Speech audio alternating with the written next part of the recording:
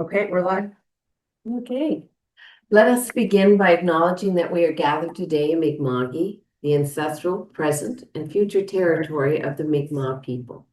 Today, we gather with the intent followed by the Living Peace and Friendship Treaties with respect, cooperation, and coexistence. We are all treaty people. Welcome, everyone. This is April 14th, 2026. This is our regular Tuesday morning council meeting that we have monthly. And I will call this meeting to order. And we will start with the changes to the agenda. I believe, Councilor Popelman, you have.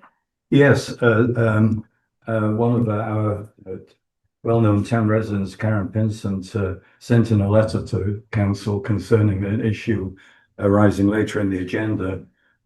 It arrived slightly later than was required for inclusion, but I asked that it be included for recording purposes. Okay, so that's 6.2. Yes. Item 6.2, will you read that for the public or when it comes up?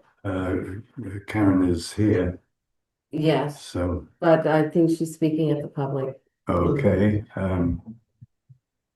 or we can just mention what.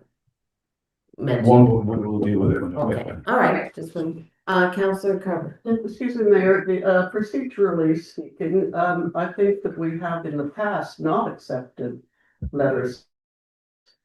In the coming late. I messed up. No. This is a normal procedure, so they don't get in the package because we're getting late, but they can be added on the approval of agenda with the council's request. Because it will otherwise appear on the next meeting agenda, at which point it's too late for any of the items, so. This is the procedure we follow before. Thank you for that procedural clarification, it's helpful. Okay. So there, okay, thank you for that. And I just wanted to note that 8.2 should be May 21st instead of May 20th on the agenda, the peace walk. Okay, so would you like to move the approval of the agenda as amended, Councilor Holfman? moved. Second by Councilor Wilson. Okay, thank you. All those in favor? And opposed, the motion is carried. Thank you, everyone. We'll move on to item 2, acceptance of the minute, the regular council meeting of March 26th. Were there any errors or omissions that anybody noted? Being none, then we'll accept them as they were presented and move on to announcements by councilors. Councilor Carver, you have something you wanted to mention? Yes, I do. A local artist, lives in Pompeii, and Rebecca Fisk, we've supported her, an art installation, previously. She has a new exhibition coming up, opening on April 23rd, and running to May 17th at the Chester Art Center.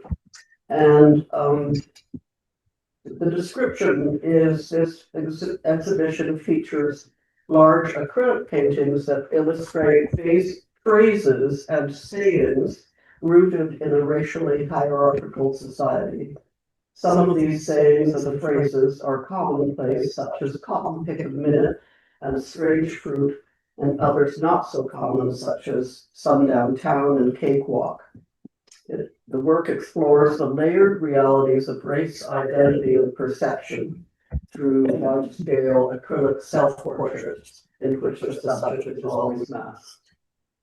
So it's wonderful. It's a wonderful, the paintings are wonderful, very worth going. So April 23rd at the Chester Art Center is the opening at 5 o'clock. Chester Art Center. I have to look up. It's behind the folks tavern, like Local road higher up on the right. Yeah. Grab parking when you can. Yes. We 2 years ago, or maybe more than 2 years ago, our town hosted an art show of her paintings at the Mahone Bay Center, and we partnered with Mahone Bay Center, and we were fortunate to receive a grant to offset the costs, and so we were able to have people there every day. It was open to talk with visitors to the show, so it was really well done. And yeah, I don't think anyone will be surprised who attends this one with the artwork. So anyway, it's always good to support fellow members of our community too. I have three that I'm going to do. I'm going to re-announce those of you who read the newsletter. Tomorrow I am hosting an earth walk at the orchard up by the soccer field at 2 o'clock in the afternoon. Where appropriate, footwear, it will probably be wet, maybe soggy in places. It's just to celebrate some of the work that has been going on. Not everyone sees the work that has been happening on the soccer field, and also the orchard, the plantings of heritage apple trees, and hopefully we'll get to look at what's going on with the community garden upgrades behind the Mahone Bay Center as well. So sort of a celebration of us, being more environmentally aware as a town and as a community, and how, these things can expand out to the wider community. So it's no cost, just come and dress appropriately, and anyone is welcome to come. You don't have to be just from Mahone Bay. You can be someone who loves to walk in Mahone Bay. What day is it? Not this week. Sorry, it's not tomorrow. Sorry, it is the 22nd. It's Wednesday the 22nd. Sorry, I've been 3 o'clock. at 2 o'clock. 2 o'clock. Sorry about that. I've been doing that all week about this week. The holiday last week has thrown me off. Also, I want to say that we are going to be discussing later in this meeting the Atlantic Peace Run that is taking place here in Nova Scotia, New Brunswick, and PEI. Nova Scotia will start the race, and it will continue into New Brunswick and PEI, and then come back and do the northern part of Nova Scotia. We are having the runners come into Mahone Bay on May 21st. They will be going to Bayview School for a program with the students, and we may hear later something positive in our meeting or not, to help host some kind of event for them while they are here in Mahone Bay. But it's a global initiative, and it's quite an honor that they're coming to Mahone Bay, and they're spending the night in Mahone Bay too. So it's a time that maybe they'll get out and walk around our beautiful town. Also, just mark on your calendars the Hello Neighbor event that is happening on May 23rd. That's just 2 days after the Peace Run. So people will maybe have a real sense of community that day and come out. This is a way of welcoming new members to our community, but also the older members of the community are celebrating with them. So just mark that. That's 5 to 7 on May 23rd. So it's good to have these things on your calendar. So that is it. The date gets closer, your calendars fill up. So mark those on. And anybody else have anything they wanted to? Any celebrations that are being kept secret? Okay. Happy birthday. It's a great time to celebrate milestones in people's lives as well. Okay, we'll move on to item 4, the public input session. We have 2 presentations today. Who would like to go first? Okay, you just need to state your name and your civic address. Karen Nelson, 74 Pleasant Street, Mahone Bay. Been a resident here now for 32 years. Never regretted our decision, that's for sure.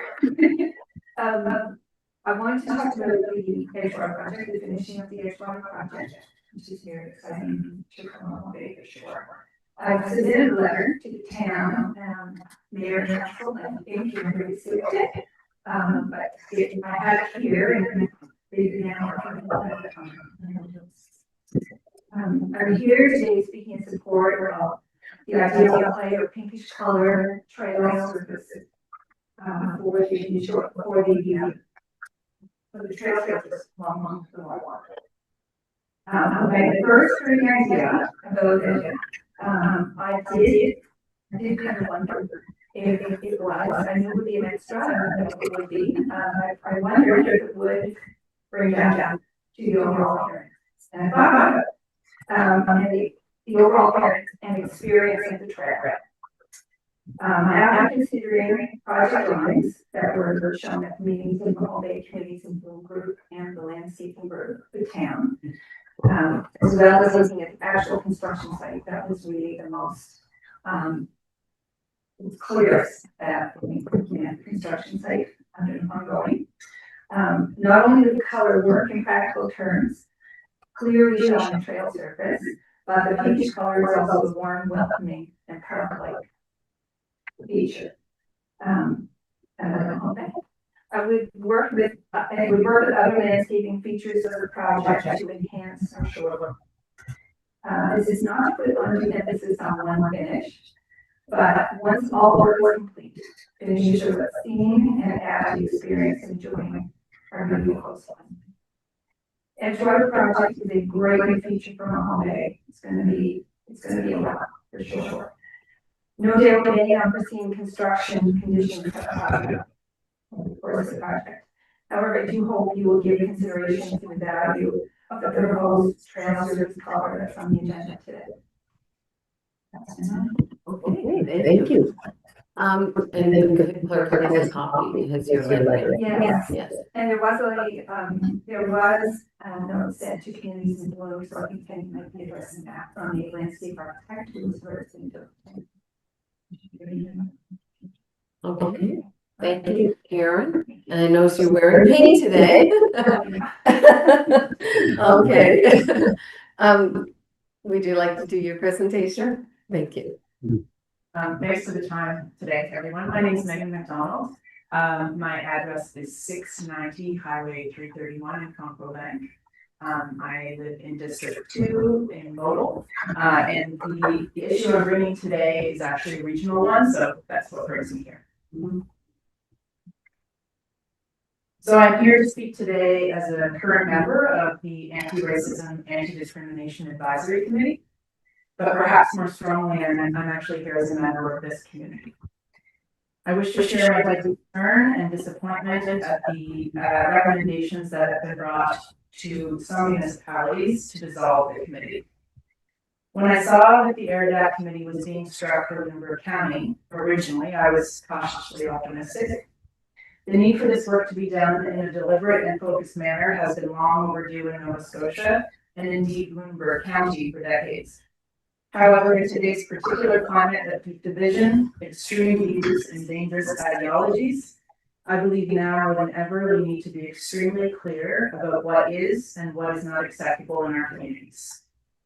We need to be extremely clear to all members of our communities, but especially those who are targeted by racism and hate, that we as a society are working to build inclusive spaces that are safe and inviting for everyone. The committee was struck in response to the mandated work handed down by the province to municipalities through the Dismantling Racism and Hate Act. The Act's focus is a commitment to work with underrepresented and underserved communities to create a community network and develop data standards to monitor and address systemic hate, inequity, and racism.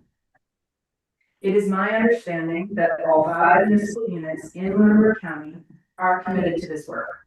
However, if this work is to be achieved with true impact, all councils will need to work in a far more collaborative way than what has been laid out in any of the go-forward plans that I have seen that would follow the dissolution of the current committee. As most councillors would attest, municipal governments are closest to the people. The day-to-day life of a citizen is deeply affected by the work and decisions made in local council chambers, and the work of council is impacted by the experiences and opinions of their constituents. It is my observation, as both a citizen and someone who works and volunteers regularly in community, that municipalities can often struggle to meaningfully engage with community members. For this reason, I am confused as to why staff recommendations would turn council away from an engaged, experienced, and networked group such as Aradak.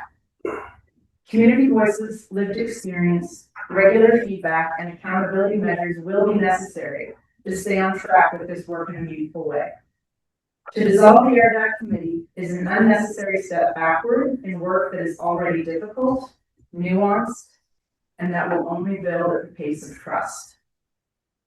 I appreciate that the 5 municipal units are all in different places with their individual plans, and that this work may need to first be addressed as such. However, the regional structure of Aradak has the ability to be plugged into the progress and development of each of those plans. The committee brings a regional lens, and it seems counterintuitive to me to turn away such an efficient and impactful capacity building tool with accountability and connection to the community at its heart. This work will not be straightforward. This work will not be comfortable. The reality is that working on anti-racism and anti-discrimination subjects will always be uncomfortable. If the work is not uncomfortable, you are likely not making progress. Discomfort means change. Discomfort means something is happening. Please do not turn away this group of people who are willing to do the hard work. The members of this committee are well aware that this work takes time, commitment, and resilience. Please understand that the message you may be sending to the public by dissolving this committee and backing away from a regional approach suggests that when this work gets hard, council may step back. It sends a message that it's easier to work on difficult subjects behind closed doors. It sends a message that being held accountable by a focused and community-based group is untenable. The public deserves better than what these messages may send.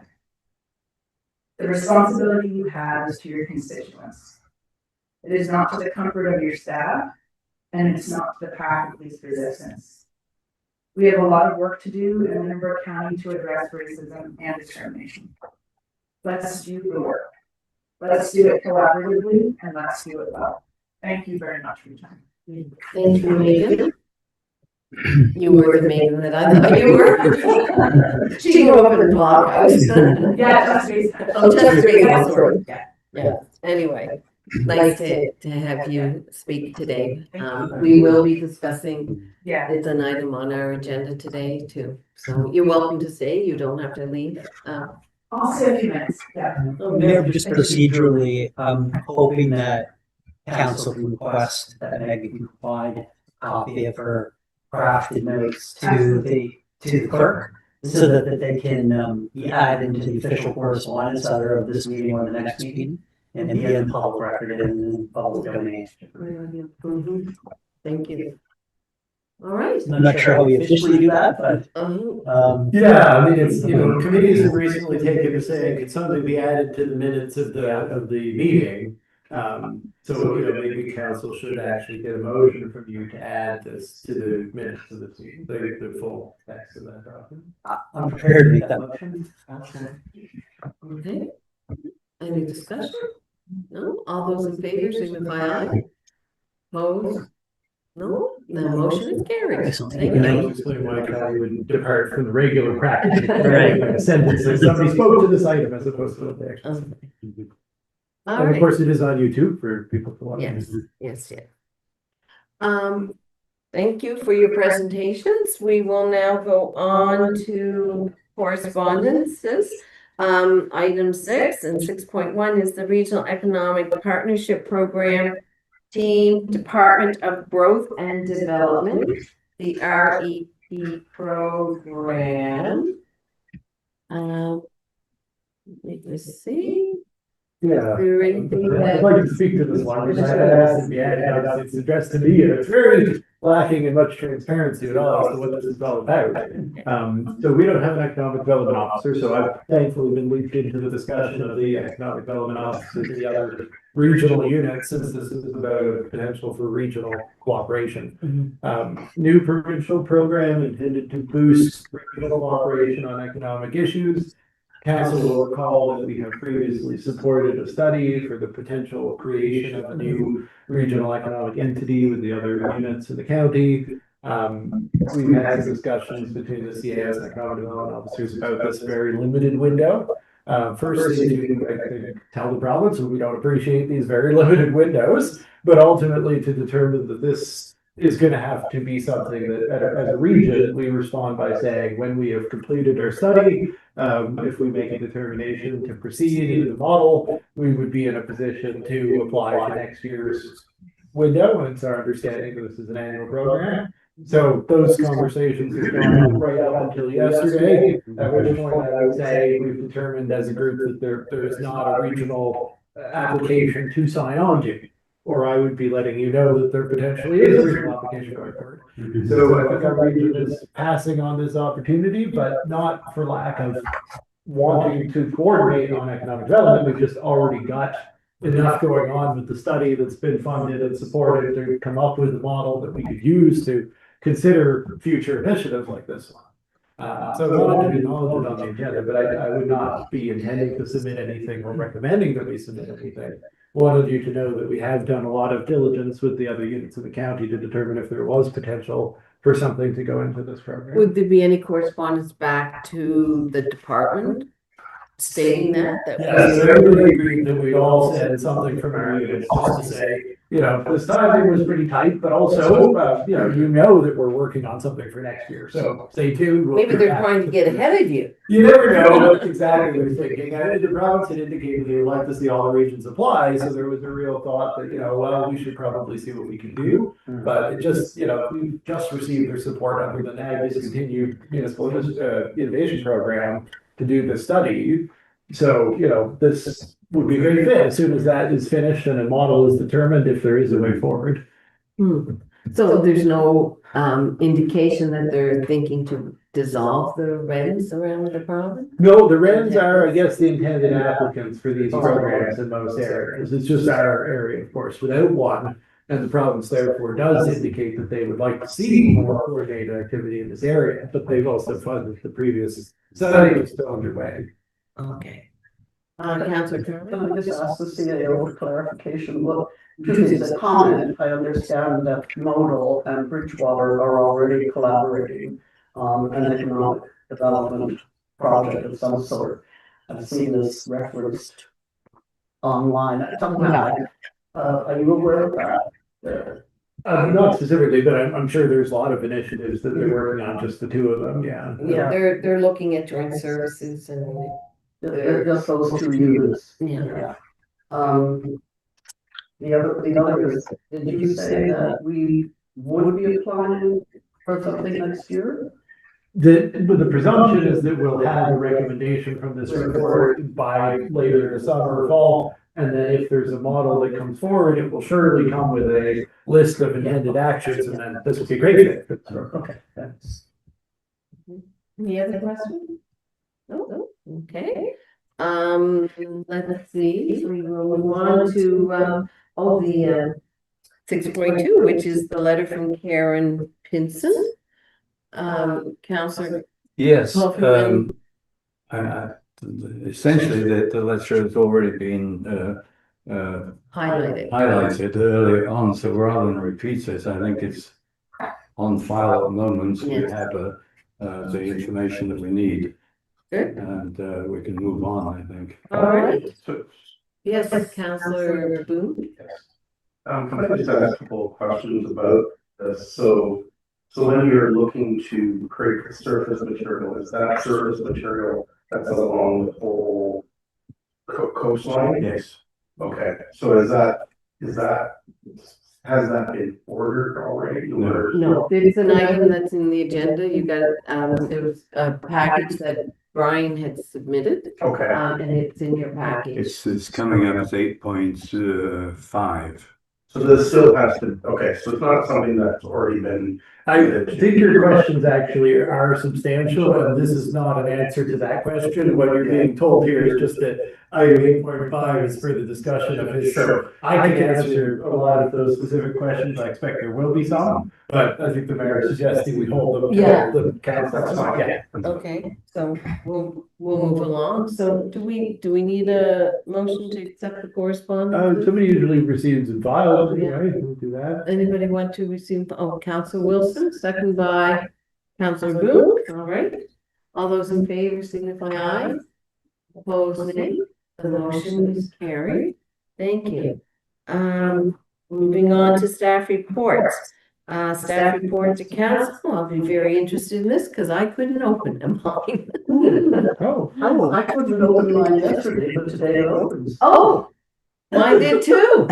I couldn't get it We to haven't open all touched weekend. anything at all, yeah. No, I couldn't get it to open all weekend, and last night I tried again. Oh, Was it the waterway that did it must be those No, I gremlins. have several on my agenda I couldn't open. Yeah, there's a couple of items I couldn't open. I tried.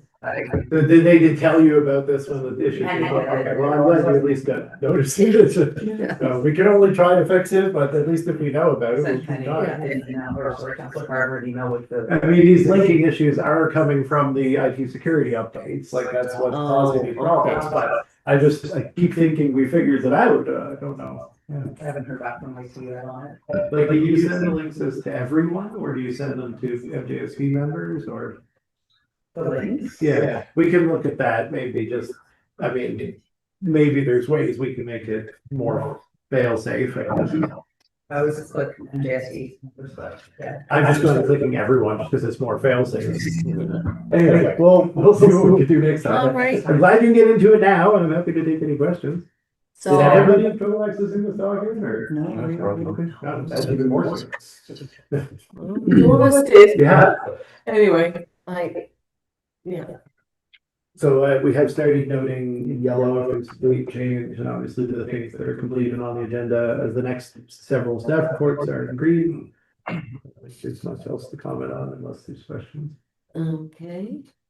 So with the, number one, with the report, I did see that report, with the survey, for the fishing dock.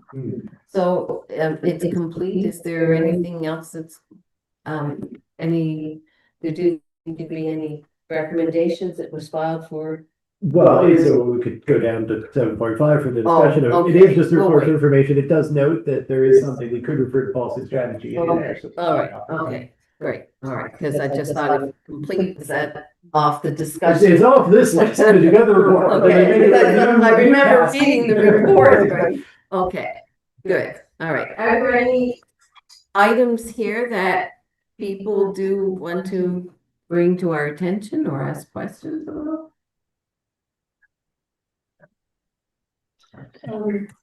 Yes, There are number three, the stormwater management plan. So, it shows that the expected completion date is June 2026, and it's not yet begun. Is that the whole plan has not yet begun? Are we, how's this timeline gonna work is what I'm curious about. Yeah, I mean, I think that timeline for June is probably more like when something will be introduced to Climate and Environment Committee, which is what this motion, like it says, to develop and present to the Climate and Environment Committee. So I would presume it will then be fall before something comes to council. And we have actually gotten a stormwater intern for the summer, so there's an opportunity to have them do some work on the final document.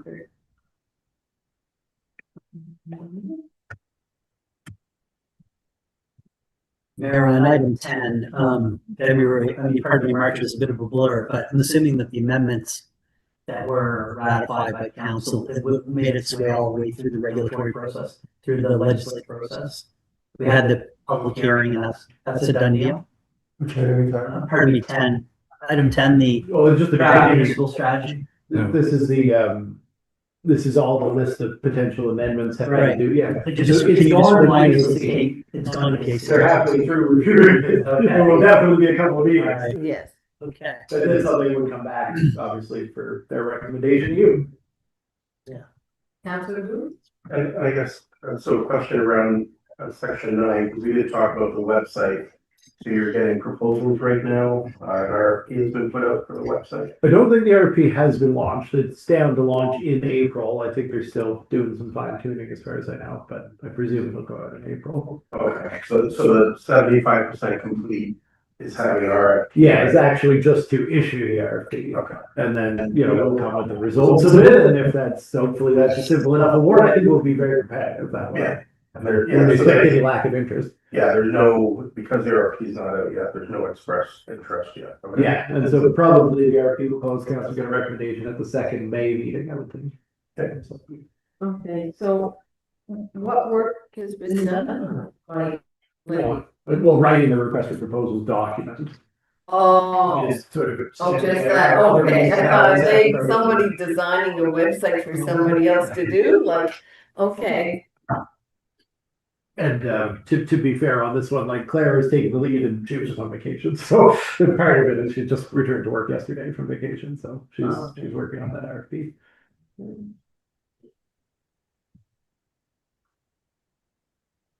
Anything else?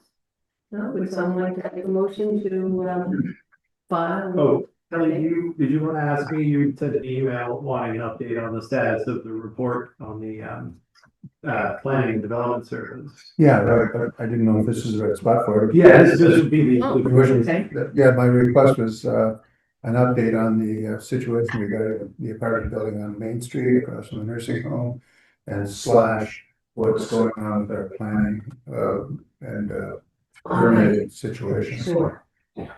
Yeah, so to the first comment, I actually don't know where they are in their approvals process, so I will have to get back to you on that one, and I'll send an email with that response.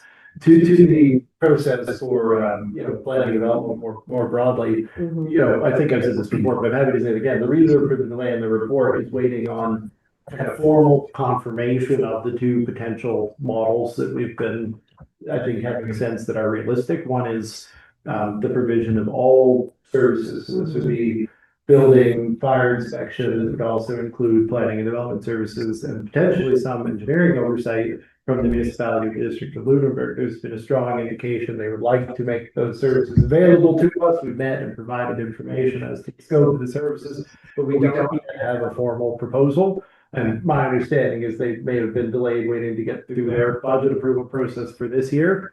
Because the commitments, the resources that they would intend to make available are all already in-house within their budget. So, to turn around and then sell us those services isn't about the expenditure on their part. So, I think that that's forthcoming soon. The other alternative, and I'll be a little bit more circumspect, is a possibility where we would still work with MODL for a baseline of service to the building and development standard. They provide those services at a regional level. They also provide them to the town of Lunenburg.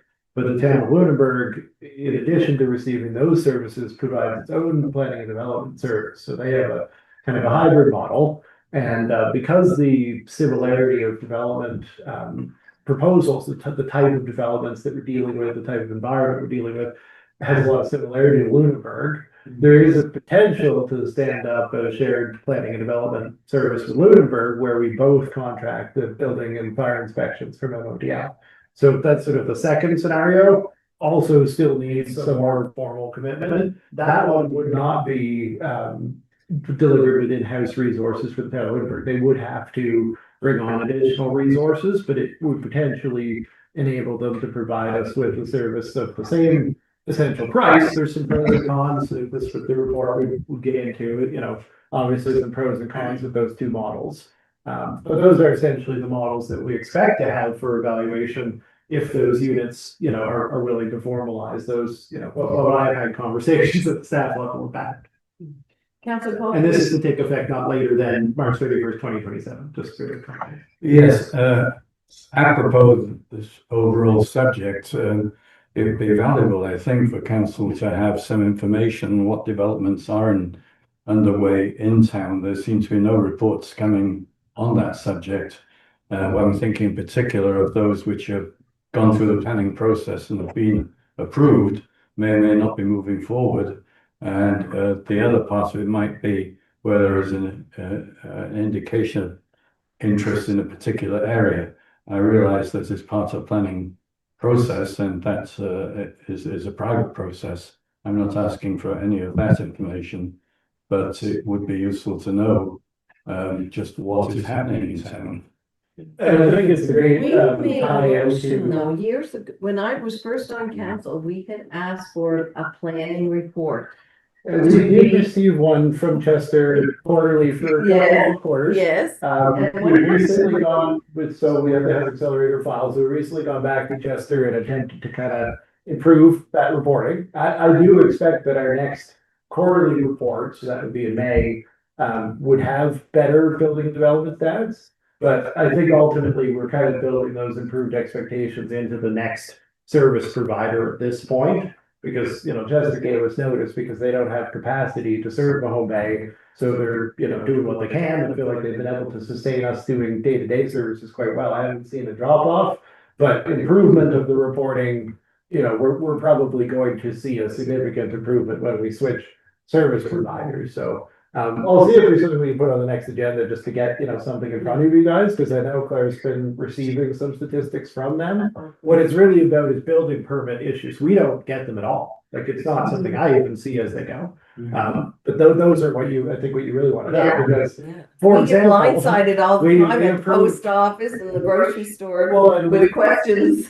And you may not be able to have it minute to minute, but like we approved a 12-unit development on Hedgerow, or at least it was approved. I wouldn't say we approved it, we didn't need to approve it, it was site plan approval, and there were no appeals. But it was approved, but I know that the initial building permit applications, we've only received an application for 3 units.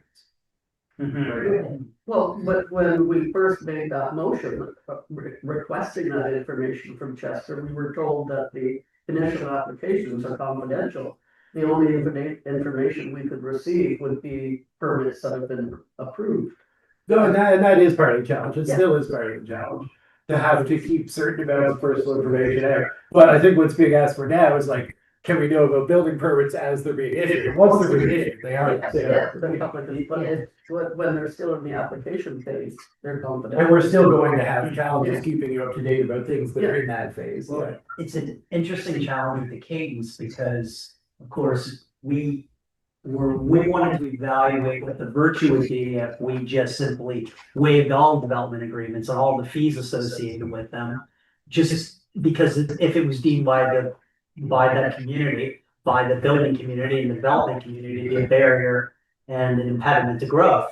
But it's pretty hard to make a call on that in the absence of having any idea of what the opportunity cost is, like how much. And so I kind of understand what the dilemma here is. We may never actually get enough information that's validated to make the decision on that other point if it ever boiled up to a point where we want to actually weigh in. So status quo right now, I guess, is where we are. Well, that is why Claire is engaged in this now, because our housing accelerator is giving us in-house resources to try to do more with what we get from the service provider. So, you know, we get the information we get, but we could interpret it a bit better. So they are working on our report. Maybe I can get something on the next agenda rather than waiting for I that. can tell you the new apartments where the old nursing home was, they're painting now inside, like the drywalling is done and they're painting and it's getting exciting. Yeah, they made They're huge so close. progress. And Yes. they're an interesting example of many of these developers give us updates at the staff level without going through the development services.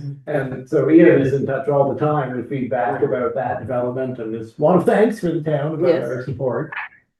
Councillor Wilson. Yeah, that is kind of my query, I guess, or my concern, is that there doesn't seem to be an appropriate feedback methodology from the planning and development people when things get stuck. So if an application goes into Chester for something and it's flawed in some way, it seems to just sit there. And there's no method for correcting it and getting that wheel back in motion. And my concern is, it's our responsibility Yeah. to make that work. And if our staff people, which is what they are technically, aren't doing their job properly or are not feeding back the information in a timely way so that we can do corrective things, and we lose projects as a result, which one Main Street one being the case in point, then it's on us to figure out how to fix that. And I'm struggling to figure out how we do that. Well, I do think you're correct that changing the provider is the perfect context for approving that. If it's just a question of what can we do in the intervening year if we're still with Chester.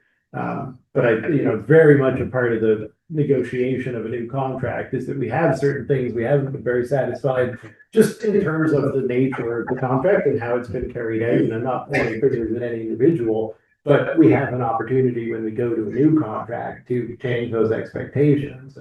If being given more of a window into these things as they go at the staff level with confidence. So to Councilor Carver's point, it won't always be transparent to you guys, but I could raise a red flag in confidence that I would at least be fully aware of would be a tremendous improvement, I think.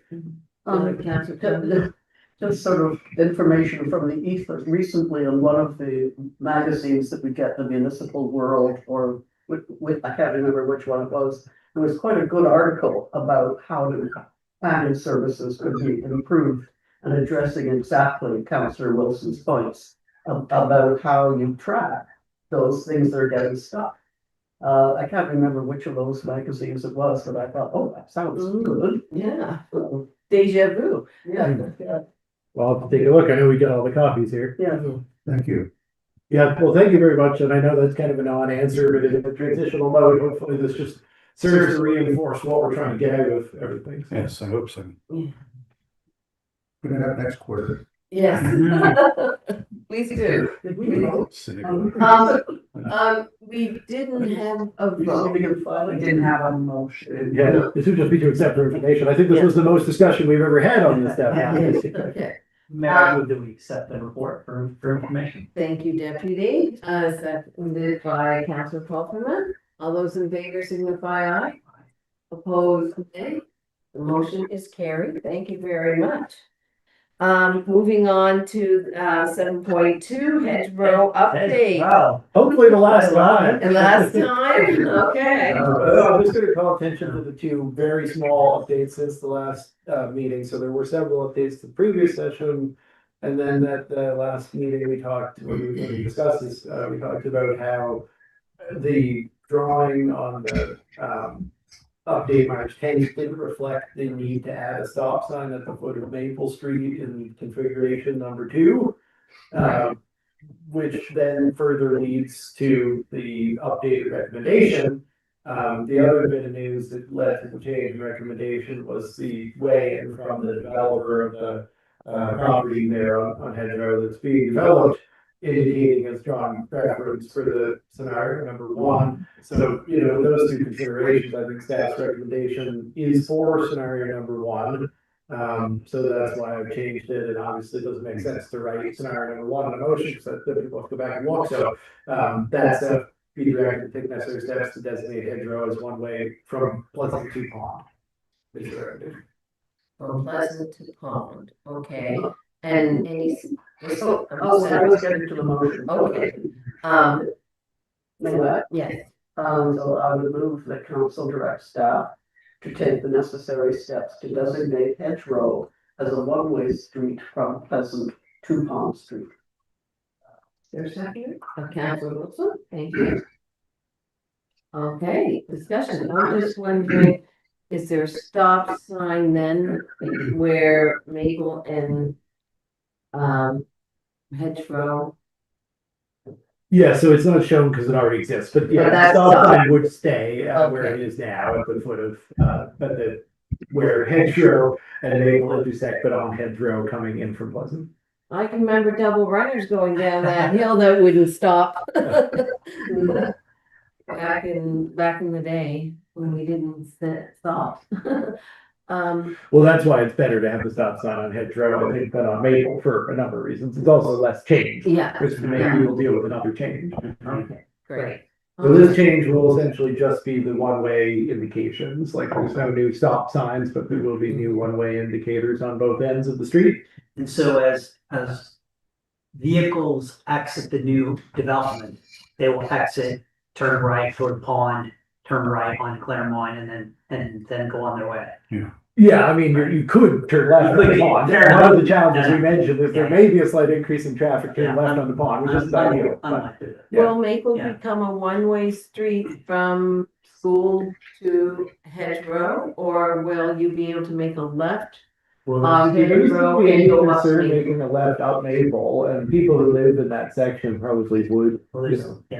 there's 5 houses on the hill, Mhm. and 2 vacant lots now. Actually, 2 vacant lots on that hill now. So I think it's, None of the sightlines change. If anything, the fact that people aren't coming out of Pond Street, it should be safer to go to make a left at Maple. well, the good news around the timing of this decision is that it means that the development, the long anticipated and greatly desired development, is progressing. So, in that light, it's good news all around. I think this is a wise decision. Certainly support the motion.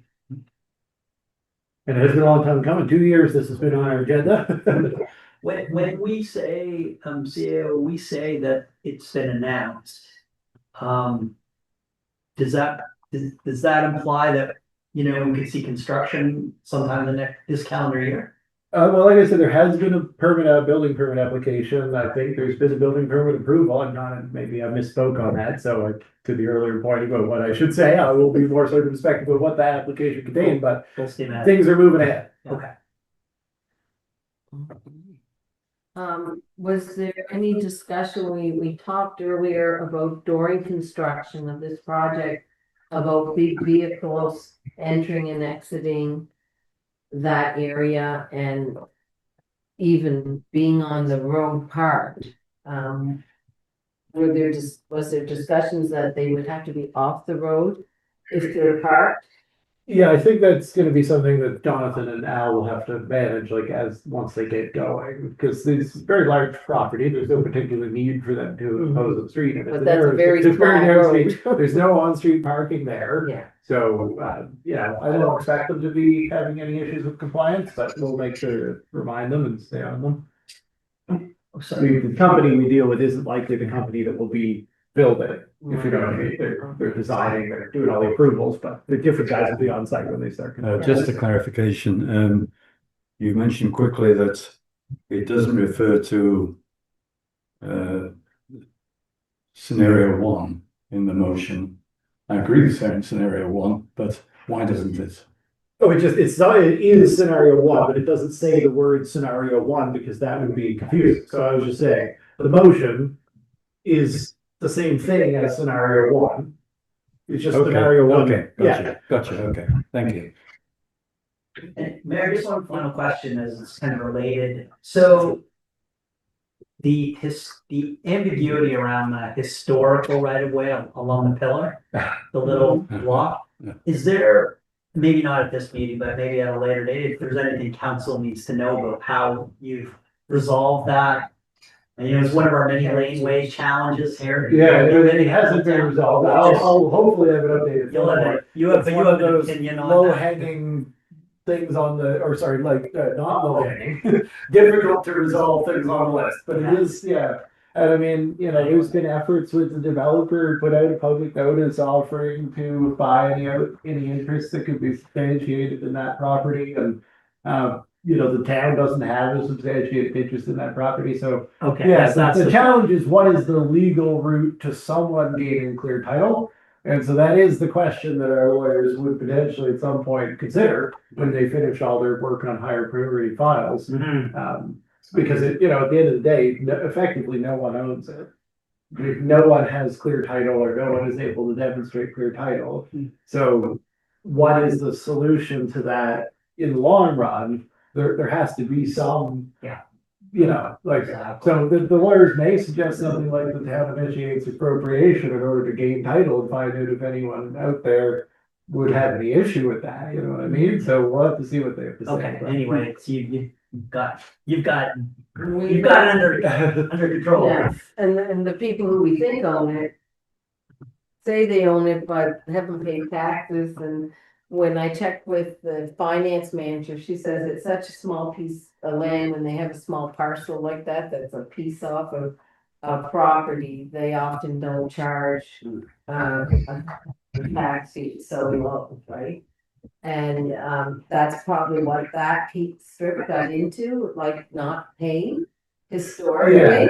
So the records were that the homeowner did not, you know, it wasn't included in their will type of thing, but always assumed as part of their property, so.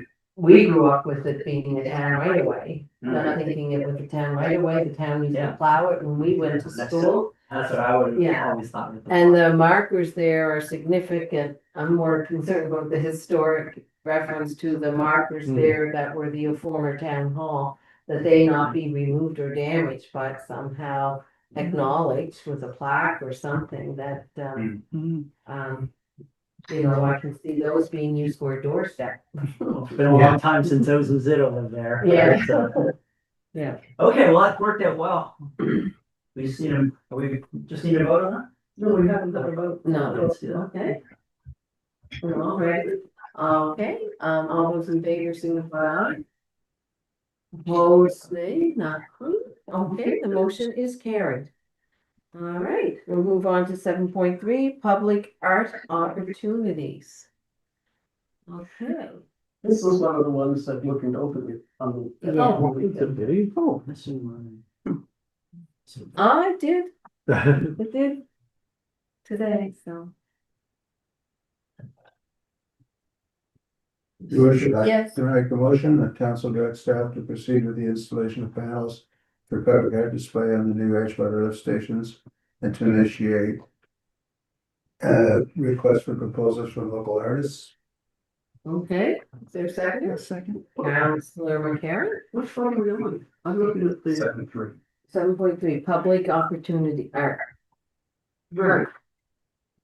And the recommendation is to refer it to the anti-racism and anti-discrimination. Oh, sorry, if you just scrolled all the way to the bottom, there is an appendix that is the Oh, year-old report. And I did include that for context because obviously we did make that motion. And you all have plenty of context on the fact that we haven't had a response on that motion. So I just didn't want to be not acknowledging that when making this recommendation. Mayor, as a member, I'm just going back to that motion that I talked to. As a member of that advisory committee, I don't recall it ever coming to our committee, that committee. I don't think that it did, but it doesn't mean that we didn't refer it to the committee. I just don't believe it made it on the committee's docket. As to why, I presume there were higher priority items that needed to be discussed. But I haven't really been privy to how things have been put onto the agenda for the couple of meetings that we've actually had. So if it wasn't acknowledged to the members that that was even waiting to be considered, then sorry about that. But hopefully they'll still consider it if they continue to meet. We know that's a subject on our agenda for later.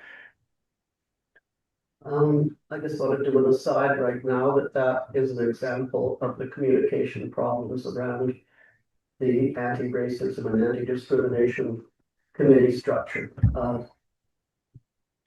Yes, Uh, okay.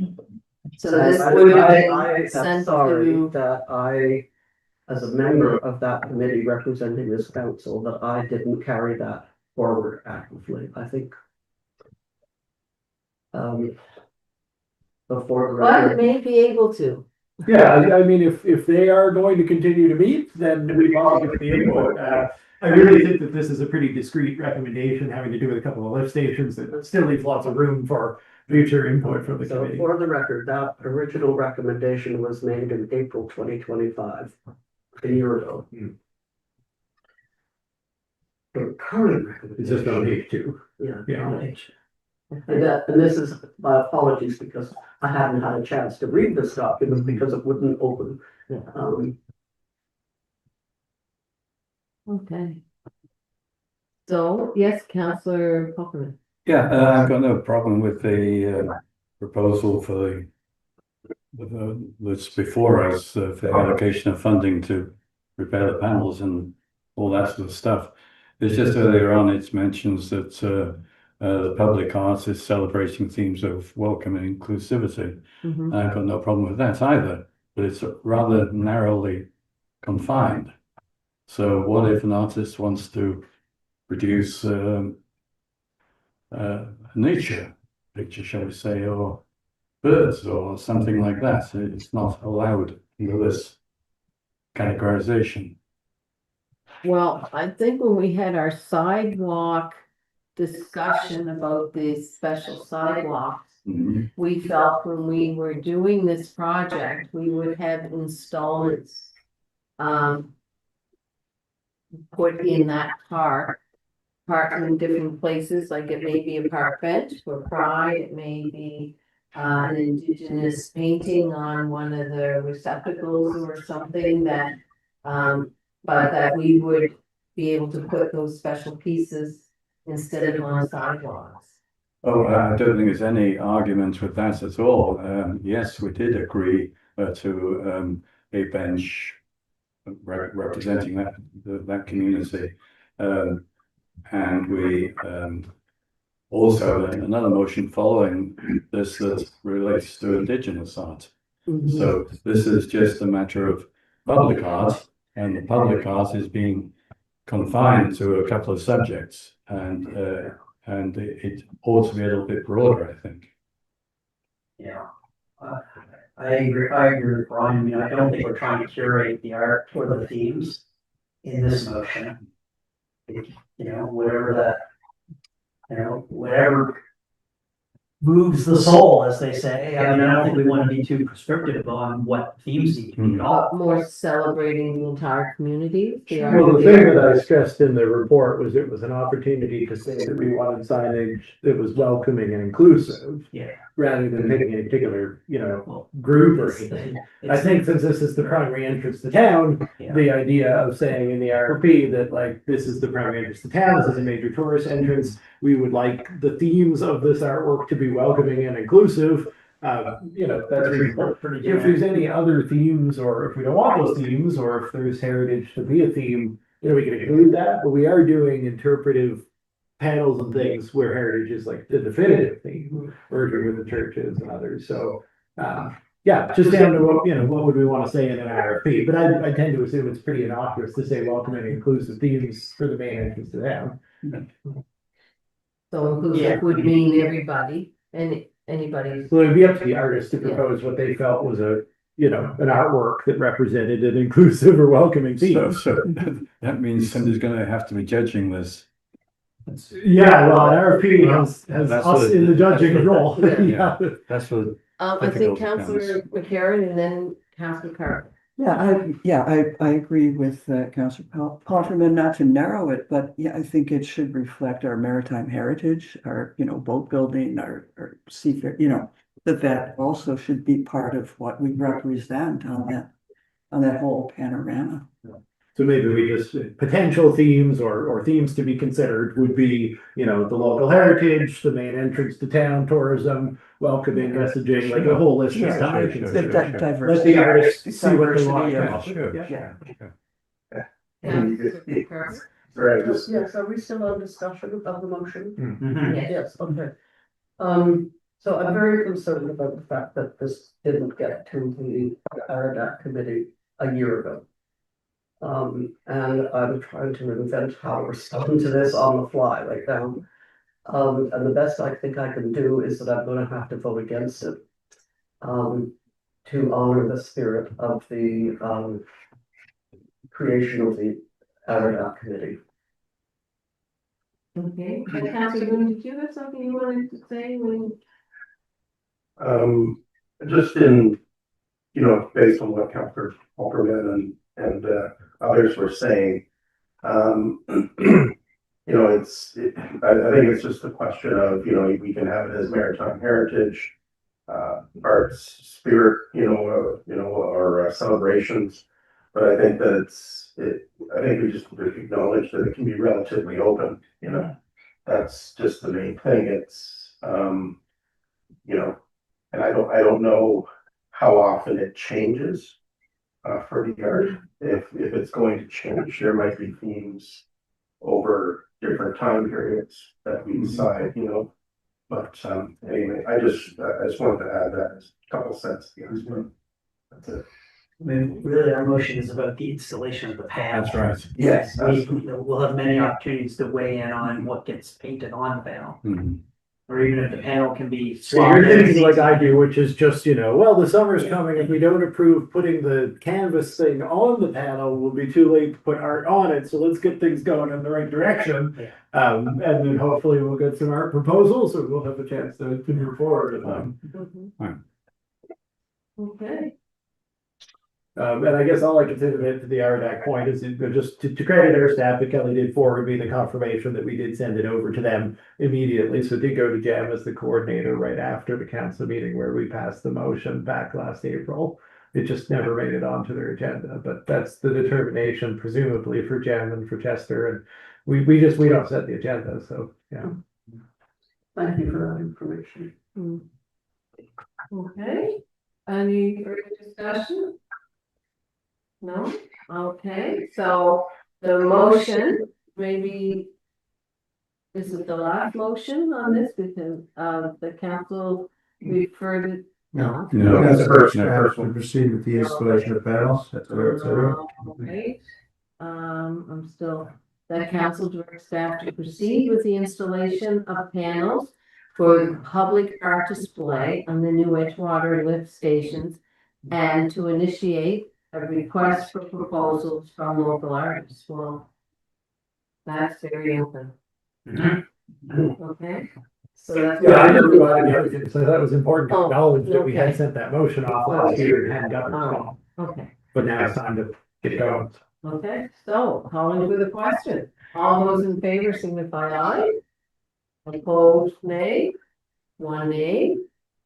The motion is carried. Okay, thank you. All right, then we move down to 7.4, which is the Indigenous art installation. Very. So it's similar here, I think, in the sense of what we're looking at is a budget and an RFP.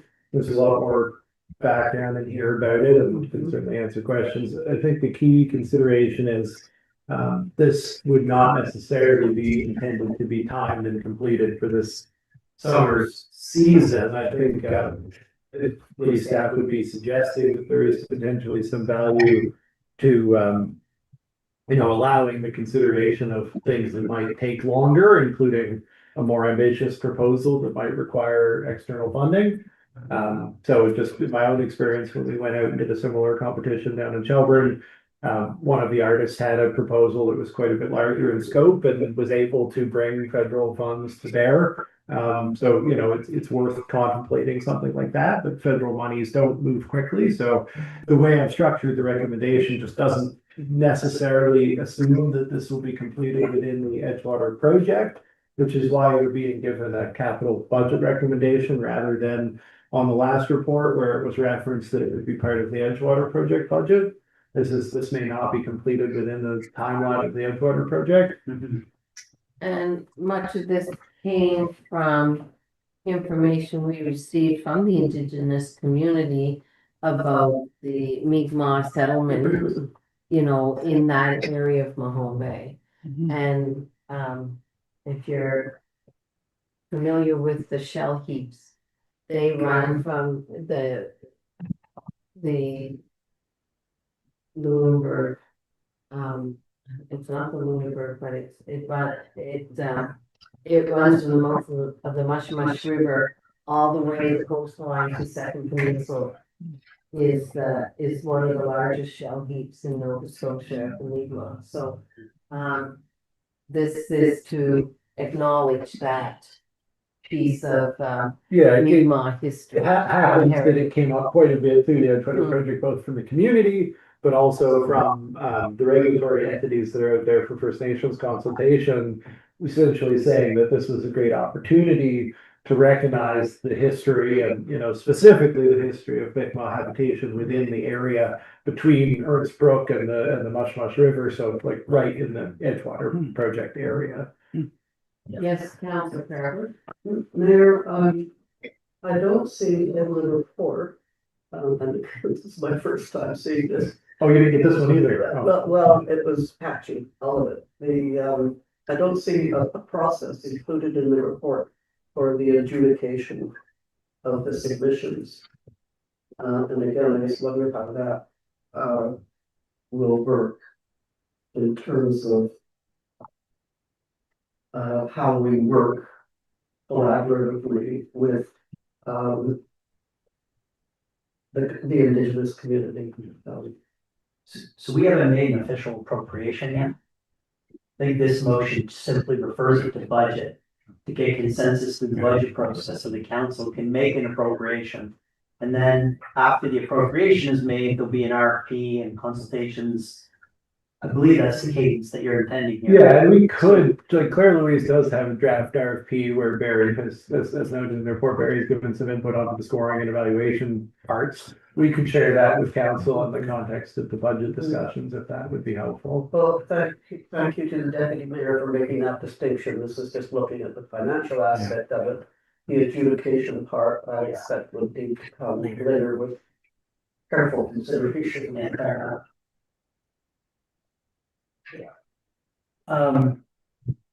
would you like a motion? Sure. Move that the council would refer the proposed indigenous art installation for Edgewater Street. With an estimated cost of $50,000 to be referred to the 2026-2027 budget process, which is, as you know, ongoing, and we're in the middle of now. Second. And that's indigenous art. Indigenous art, yes, that's right. Second by Councilor Wilson. Any discussion? Any more? No? Okay, all those in favor, signify aye. Opposed, nay. The motion is carried. Thank you. Okay, fishing dock survey. This is what I did see at some point. And since you had already brought it up, I'll Yes. speak to what you were asking then, which was, so if this report is just being presented for information, what about the concerns raised in the report that could result in some change?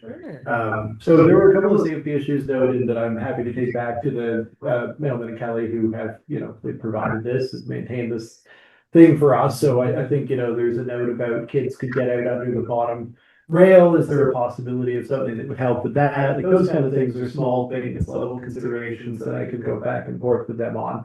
The big piece of feedback that we received was fishing's not very good in that location. So that's not something that is easily addressed. I think it's a bigger conversation about whether there could be any opportunity to move or realign or extend or do anything else, which is a conversation with the marina and possibly adjacent property owners. For that, I would say council should refer this discussion to policy and strategy so we have time to get into some conversation about it. If you have that interest, which, I think it's worth discussing if we think there's any potential for it. And the pity to have a fishing dock and then not have it be in a location that's very good for fishing. Okay. Mayor, I'm assuming that from a public works perspective in the marina, the plan for this summer, coming right up, is to install it in the current location. And then we just need a plan to figure out if that's going to be the long-term location. Yeah, and before we go back in, we'll check in with Kelly about some of the specific notes for safety, if there's changes that they can make, and they've been quite responsive. It's a question of highest and best use. I mean, I think Councilor Falconer mentioned last week, we spent, let's call it plus or minus $50,000 on the project all in. And, you'd like to see the asset used, but if it can't be well utilized for the purpose intended, then we should figure out, how to make improvements. I saw people on it all summer, Yeah, fair enough. off and on. Well, people did indicate in the survey that Yeah. the fishing wasn't necessarily the single or primary use and that they liked it for other reasons. It's just that people who are saying, well, I'm there to catch fish, it's not as good a spot for fish. Maybe we'll change the name. Yeah. It's good for taking kids down. It's great. Councilor. Well, what's interesting is, why have you not used it? Didn't know it was available. Yeah. Well, it had a sign, municipal. But it does speak to an opportunity to promote it when it comes in this summer. I promoted it. Yeah, you did. I did. Yeah. Yeah, but, yeah. So maybe another year, it was only 1 year, so we should Yeah. have more time to use. Yeah. Mayor, just one Yes. clarification, are we looking at the recommendation that's in the report to accept it for information, or are we looking for a motion to refer it to policy and strategy? It's really at all of your discretion here, and others on the table, so. Well, I think what the CAO said about taking anything that is an immediate danger into consideration and deal with that, and otherwise work on the other aspects that we feel are. But if you do want to talk about moving it or extending it, That then would you go should to refer to policy. policy strategy for that, so. I would move then that we refer the discussion of the fishing dock issues to policy and strategy. Okay, but continue with putting it in, going forward with it this season. Yeah. Yeah. Yes, okay. Second. Second by Council Wilson. Any more discussion? No? All those in favor, signify aye. Opposed, nay? The motion is carried. Thank you very much. Dental density housing grant program. This was interesting. Council Wilson, did you have your hand up about that or? No, okay. Yeah, so this one is presumed to be coming without, you guys having had much acquaintance with this, and so therefore. Because the policy that comes directly to council under the MGA is required to have at least 7 days consideration, we've traditionally, it hasn't come up that much since we've had policy and strategy. We would put these on a council report and the recommendation would be for the next meeting. So, that is the case here because this is one that's coming direct to council. You can also refer it to policy and strategy, but absent that, you would still be waiting till next meeting to actually action this. If you wish to, because the MGA requires you have time to consider it. So it's great for Councilor Carver, anybody who didn't have access to the document, because you're not being asked to do anything today. But if you do want, you could refer to policy and strategy if you don't expect to feel comfortable to make that motion at your next meeting, because might as well get on it. Councillor Paul. I would make that motion to refer to policy and strategy. It's too complex for this particular discussion. Is there a second? Second by Councillor Carver. I think there's consensus there. I know my head was sort of spinning at times reading it, so, okay. And you know that the budget implications don't actually require they can be accommodated within the unallocated housing initiatives portion of the budget, so we just have to decide before we get other requests that would involve the allocation of that portion of the budget. It doesn't affect the allocation, it's housing accelerator funds that are not yet allocated for the fiscal are still in the budget as housing initiatives, so you've got time to think about it while the budget's at work. Okay. Mayor, just by way of feedback, there are a few terms that I'm honestly unfamiliar with, like missing middle dwelling. Just maybe an edit that just gives a little definition of what a few of the introductory terms are. Yeah, there should be a little definition in there. I mean, the basic idea here is, we have through our Housing Accelerator a target to encourage a little bit more densification in existing neighborhoods we have changed our planning strategy to allow for duplexes and fourplexes and things like that. But there's also people adding a basement unit or a backyard unit or, semi-detached and all these kind of options. This is a proposal to put in a grant program that would go beyond just permitting those things, which council has done, and actually encourage them if in fact they would be potentially of an affordable nature. So, there's some considerations as to what the policy objectives are here. Ultimately, we're supposed to try to achieve a certain number of housing starts and a certain number of affordable housing starts within our 4-year housing accelerator mandate. We're extremely on track for the required number of housing starts. I don't think there's any chance that we won't meet that, but we have no plan specifically for the affordable component of that. So there's a few irons in fires, but this may be one of those ways to improve the odds of creating some more affordable housing. Councillor Wilson. Oh, I'm just curious about one definition, and that is the affordability, the 30% rule that's in there. They talk about that as the median the median income for the province, median household income for the province. So does that mean that housing in Mahone Bay would be judged on the median as affordable or not based on the median income for all of Nova Scotia? Might be a question for the policy and strategy review, because I'm not familiar with that clause myself. That may be an issue where we need to say town. Because Because we do have our income for the census area available to us for the town. well, it's province-wide, it's crazy, that's all. Yeah. I found that weird too. Well, that whole Is that in affordable the is policy or the? slippery. It's in analysis. Oh, okay. Councillor Paul? Well, it's also in the definitions. Councillor Paul? Sorry. Just about curiosity, the redevelopment of the old nursing home is, I understood, to be more affordable level housing. How Yeah, does that fit into the picture? Yeah, it's a good question. So, essentially in our conversations with the developer there, they've indicated, as you said, that their intention is to keep the rates as low as reasonable based on the cost of the renovation. And since they're not quite completed with the cost, I don't think they've advertised what those rates will be yet. Hmm. And they're essentially just waiting until they have a complete understanding of the all-in cost before they can comment on what the pricing will be. So we have been given that sort of standby. When you see what the pricing is, maybe it will be therefore classed in what we would be able to consider to be affordable. Okay. In which case, then we've already more than met the goals for the Exactly. program. Exactly. yeah. But I think at the end of the day, there's no promises because they won't go below their costs. And maybe that's a conversation to be had down the road, but we'll find out what their actual costs result in for a price when they get there. Does that potentially mean that, let's say they come in and they're kind of close, that they could retroactively apply to this program and get some of these per unit It doesn't mean this program could apply, but it is worth speaking about perhaps a policy strategy is like, what if you took a similar sum of money and, could you achieve some sort of result like that with a particular project? Or adjust fees or. Yeah, yeah. subsidized? So they just had an alternative pathway to the same results, but. So in terms of time today, Yeah. could we continue the discussion of policy and strategy? We may, yes. And that's what's on the floor now. That's the motion. Yeah. Mhm. Yep, we just had some questions. All those in favor, signify aye. Opposed, nay. The motion is carried. Thank you.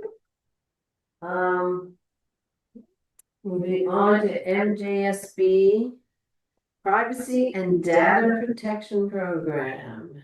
So we received this essentially because our budget is the last of the group to get to approval. So while this is already in our budget and council has expressed interest and support for previous, MJSB is just looking to get actual confirmations, they can move ahead because our budget approval is assumed to be a few weeks out.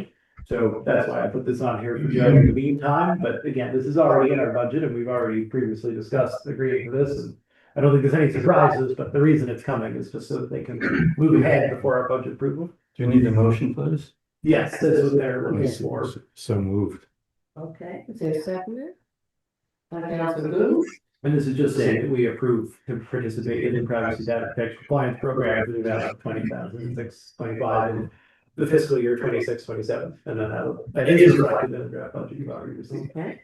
And maybe just one question. So, I mean, it's an interesting context with, this is another example, the provincial government, creating a program or an obligation that the municipalities have to step up and meet. There've been a couple of those also on the agenda earlier today with a pretty substantial financial implication. So this is, just put this in context, when I first joined the council, like our entire joint services budget was $20,000. So, I think every organization, every business in the province is dealing with huge IT costs associated with data protection. And we've got probably the poster child for all of Canada on Nova Scotia Power and Sobeys having major data privacy breaches. So, I mean, this is the cost of doing business, but this is, these are big numbers. Like, this is several $100,000 for international hacking, thieves, data compliance, and boy, it's a new world now. But boy, these are numbers that nobody around the table would even had any idea we were going to come down the pipe 3 or 4 years ago. Anyway, But you see what happens when you're not protected. but I mean, these are the costs of running the town that are difficult to explain, like why are our taxes the way they are, why do we have to fund the things we fund? I mean, this is just the unfortunate reality of. If we were still in a static environment where we had no change in assessment, that this would be like a 1 cent Yeah. change just to accommodate a privacy service that, you know, the public aren't gonna see any Yeah. change from that. Okay, ready for the vote? All those in favor signify aye. Opposed, nay. The motion is carried. Thank you. Moving on to council items. 8.1, we have a little bit of a conflict. This is the council meeting is scheduled for April 30th. And some of us will be away at the spring conference of the Federation of Municipalities in Yarmouth. I will be included in that away. So we are looking to sort of swap out the council meeting with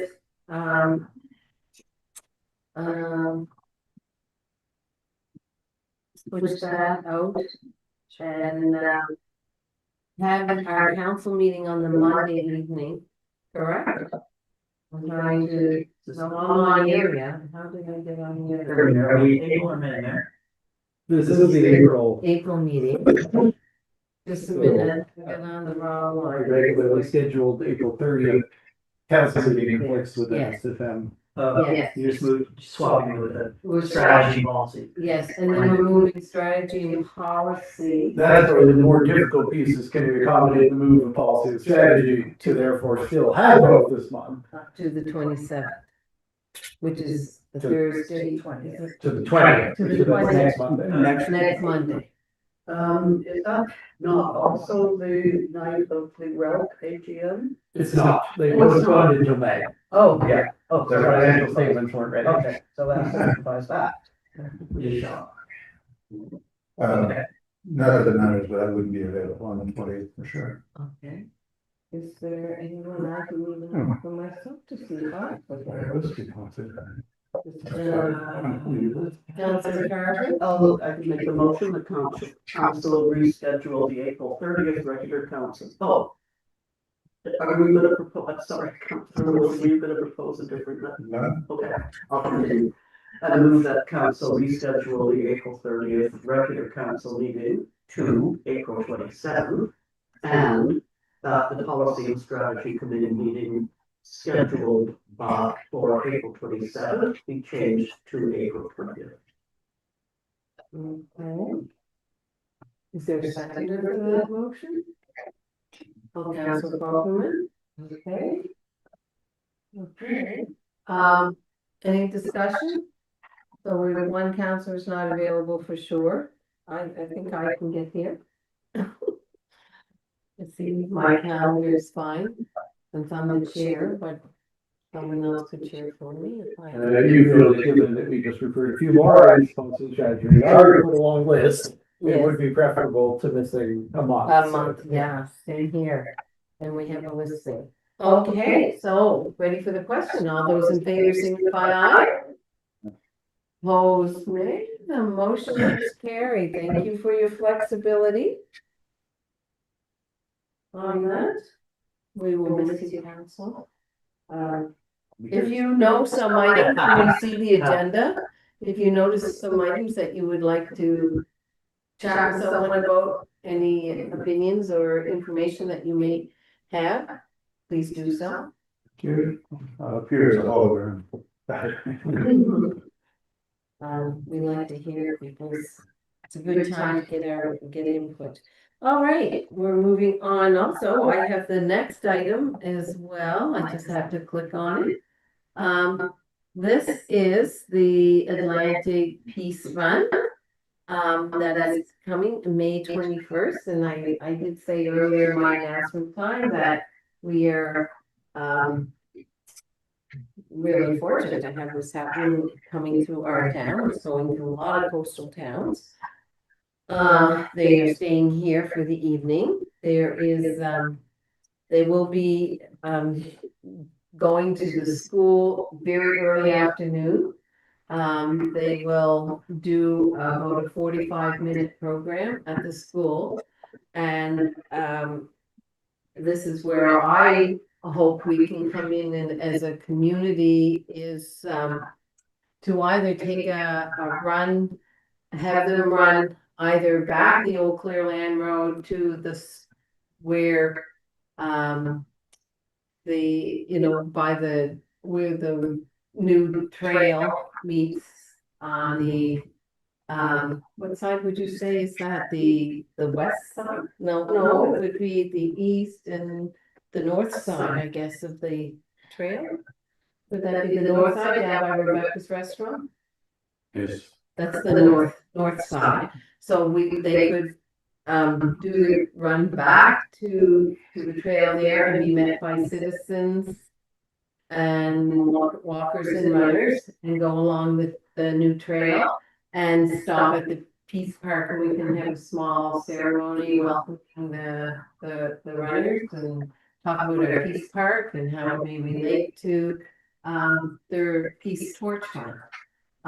Or they could exit down from the school down Clare Way, run down Main Street and meet at the Peace Park, have a small ceremony, and together citizens and the runners could run to the end of the trail to Rebecca's and from there disperse.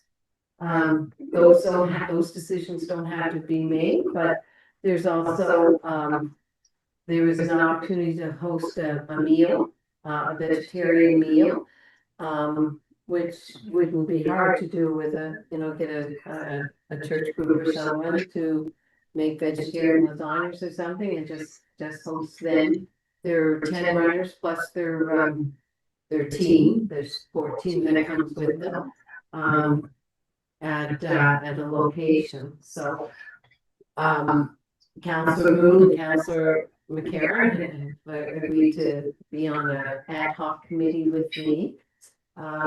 We don't know if we will have costs because Councillor Boone has thought that the chamber may want to be involved in some way and they may want to contribute or have an opportunity to have some kind of event themselves.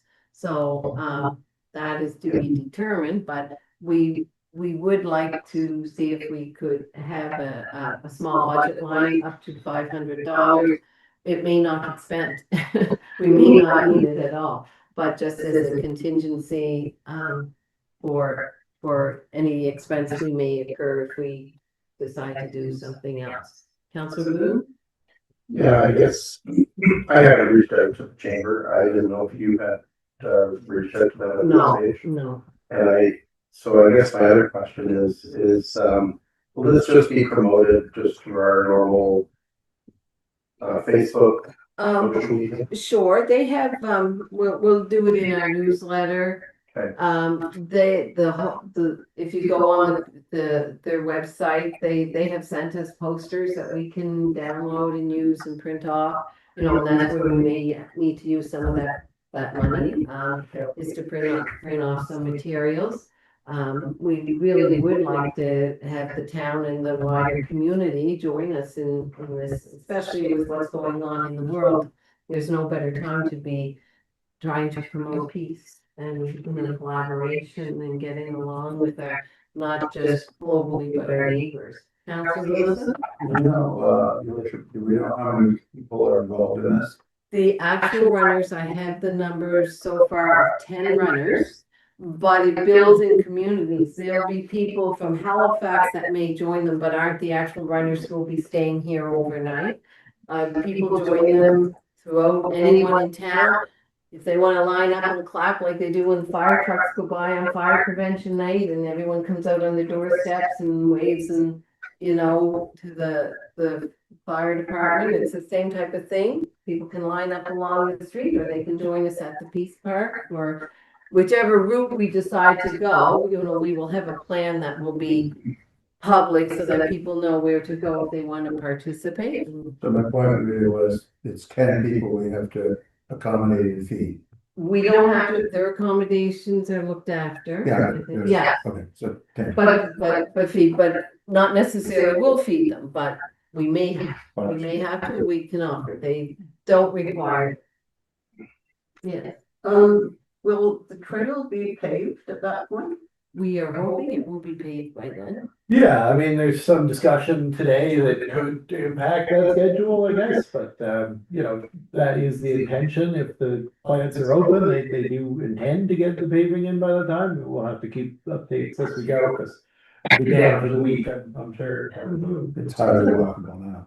It's a rather lovely inaugural event. Mhm.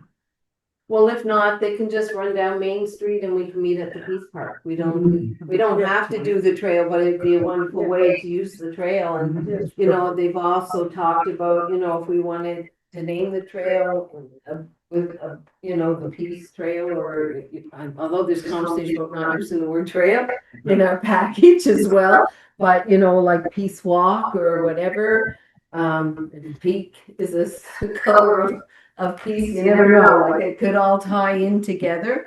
But we haven't defined what the course will be, but we just know they're coming, but you know, we just wanted to make sure that the town would buy into this, at least in support, to go ahead and be a presence and a promoter of the event. The council, here. I'd like to make this motion. I move the council recognize and welcome the 2026 Atlantic Canada Peace Run to Mahone Bay on Thursday, May 21st, and budget $500 for planning and incidentals. Okay, is there a second? Okay, Council Carter. Okay, Council Hoffman. And I'm quite in favor of the whole project. I just feel a little uncomfortable with a budget of $500 when we have applicants for grants in town who've been cut back badly by the provincial government in allocating that much to, you mentioned maybe nothing, that's fine, of course. But I'm a little uncomfortable with $500. Seems like rather a lot for 10 people.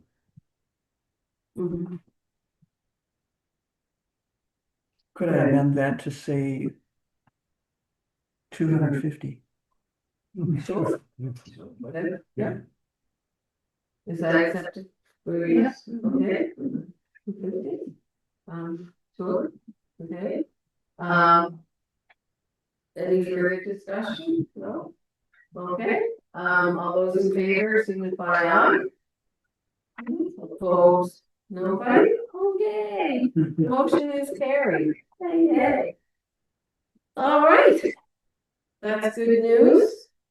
More work. But anyway, it's good work. It's good work. So, we will move on to item, I can put this folder away.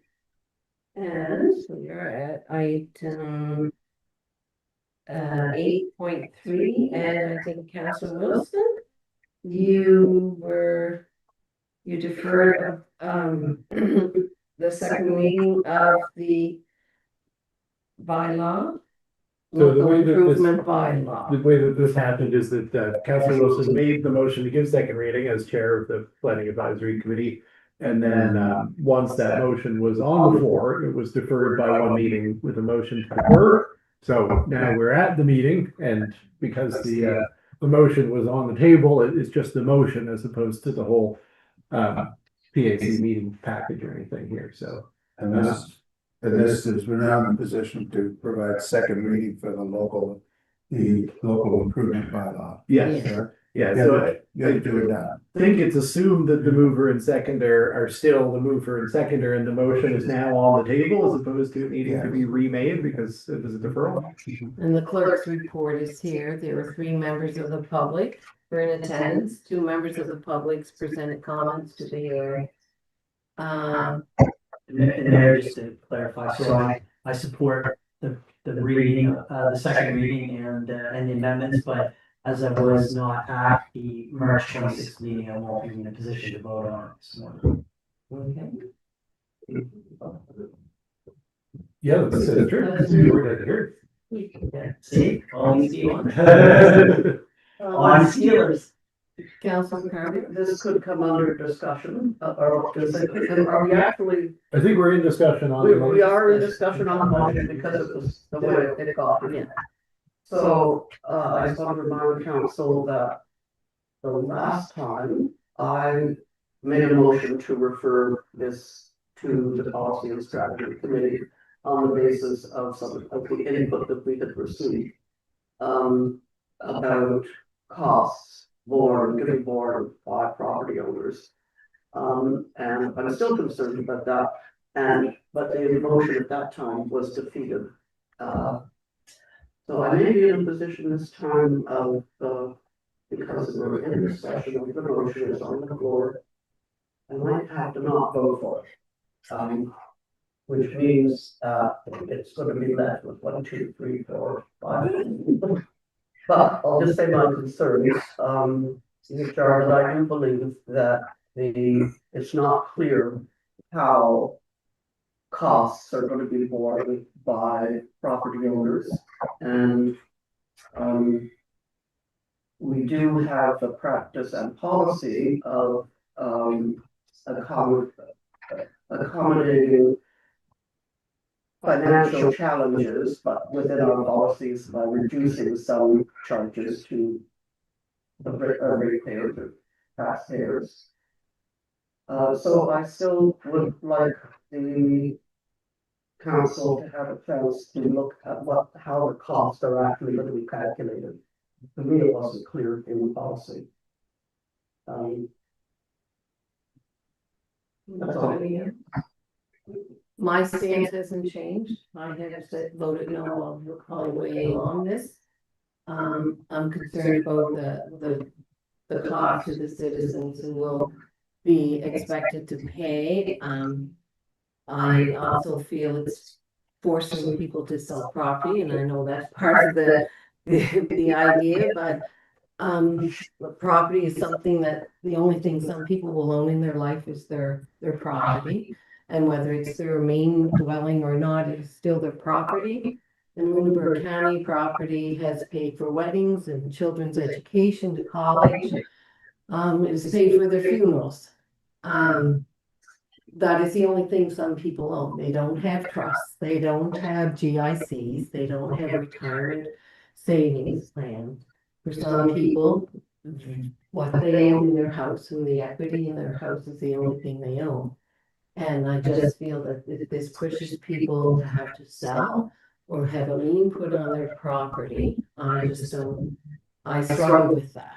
And I understand the reasons behind the whole idea of people paying, but I'm really struggling with that piece. So my stance hasn't changed. I am for development. I am, of course, an expansion, but at what cost to individual residents who may not be able to carry this. Councilor Wilson? Your arguments, I think, are good ones. The question then arises, if there is a development, and let's pick, doesn't really matter where it is. Let's assume it's a development that needs water and sewer, and it's going to cost $500,000 to get that back to their property. Then you're left with two choices. You could either give the whole bill to the developer, which may be enough to stop the development, possibly, but that's okay. Or you could spread the $500,000 cost amongst all of the population, even though the bulk of them are getting no benefit from it. So which way do we slice that piece of pie? Well, we don't have any guarantee either, though, that a developer will go through with the process. So we may end up building something and then we sell it or go bankrupt.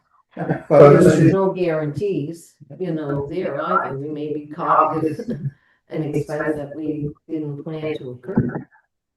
Well, Mr. Zadi's letter, I'm sorry, Karen. Yeah. Was, fairly eloquent in that regard, Yeah. and basically saying the developer wants to develop, that it's his nickel, fine. Mhm. I mean, that's an argument, I'm not saying it's the right one, but it is an argument. Councilor Karen and then Karen.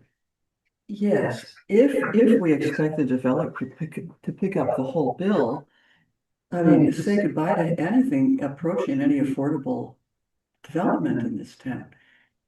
I mean, it's not possible. You say it's gonna cost you $1 million to install these and you're gonna have to pay for it, and then that gets added onto the cost of the build and you're not, you know. I mean, so we end up with a lot of very high value property development. I would like to suggest that we send it back to policy and strategy and thrash it out again, like how can we make this work? Well, and since the motion that's on the table, either it passes or it fails or it's withdrawn, but regardless, if it doesn't pass, there's still an opportunity to discuss a different formulation of the bylaw policy and strategy. So if this formulation of the bylaw failed to achieve second reading, you could still then refer the discussion of amendments to the draft improvement bylaw as something that could be discussed. These equity considerations and things could be given more thought. Yes, I'd certainly like to see more discussion, rather than approving it tonight. And one of the things that made me really think about this was under definitions D, where it defines local improvement. It means installation or improvement of wastewater, stormwater, and or electrical systems on public property. So then I visualized, oh, here's my street. Are they talking about improving water and wastewater on my street? What would that mean for me in terms of my ability to absorb the cost of that? And that made me feel extremely vulnerable. So that's why I think we need more discussion. Okay. Anything else? I had a suggestion to send it back to policy and strategy. If we vote on it, whatever the vote is, goes. Do we want to hold off on the vote again, or can we? No, I think if there's changes to be made, then the second reading has to fail. Okay. So, if there's not enough support for it as it exists, the second reading should fail, and then the changing should be referred to policy and strategy. A separately differently worded bylaw can come back for it. It just has to go through a hearing again. So not approving the existing language of the bylaw. Yeah, so then it would be able to come back forward, but it has to go through a hearing. It has to go through a full. I'd suggest, Mayor, in the interest of building consensus over the longer term, knowing how significant this particular item is to the potential long-term growth of the community, that we're better off having consensus around the vote, either one way or the other. And if there isn't a consensus on the vote, and I'm not in a position to weigh in on this topic this morning, then my recommendation to all my friends and colleagues on the table will be to vote nay and refer it, have consensus in that format and send it back to policy and planning for another kick at the can. Okay. And Joe, you could always make that resolution after the resolution on the second reading. You have standing to make the referred policy and strategy. Fair enough. Okay. Calling for the question? Yes? Okay. All those in favor signify aye. Sorry, are we voting to pass this or no? To pass it or not to pass it? Yeah. Not to pass it, we'll be sending it back to policy and strategy. To pass it means Yeah. we move forward with the bylaw. Okay. Okay, so all those in favor signify aye. Opposed? The motion is defeated. And so Councillor Feeney, You're hearing the plurality of the opinions on the table this morning. I move that this issue around the local improvement bylaw be referred to the May strategy and planning meeting to revisit the topic. okay? Is there a second? Councillor Carver, thank you. All those in favor signify aye. Opposed, nay, the motion is carried. We will send that to the May meeting. policy strategy, which is grow. The April one is so full that we're referring that to the May one, but that's okay, that's why we have that. Yeah, there's still committee. something timely about this year's construction season, so it may still be worth talking about it in May and not waiting till after. Okay, all right, thank you for all that, people, and, we will have to find a place again. Okay, this is item 8.4. This is the Edgewater Trail signs and trail center line. Okay, Oh, how does that, shouldn't this all be, No, this is my separate motion. okay, this is, okay. Councillor And Carver. I'm sorry that I didn't include any background information, so the motion is just sitting there, all that stuff. It's not In a the package, but the rationale for this is following up from the last meeting where staff presented us with images of signage that would be used along the trail. This presenting to the public the rules of the trail use as well as the rules and directions. And they were all in bright highway neon yellow. And I didn't react to it at the time, and I thought the signage itself was fine. But since then, I came across some correspondence that council had received about the toxicity of having kind of police colors and highway signage with that yellow. And so that prompted me to submit this motion. And I propose this motion that council staff directs that the Edgewater Trail and Park rules signs have white backgrounds rather than the proposed yellow, and that the trail center line be a dashed white line. Okay, there's a seconder for that motion.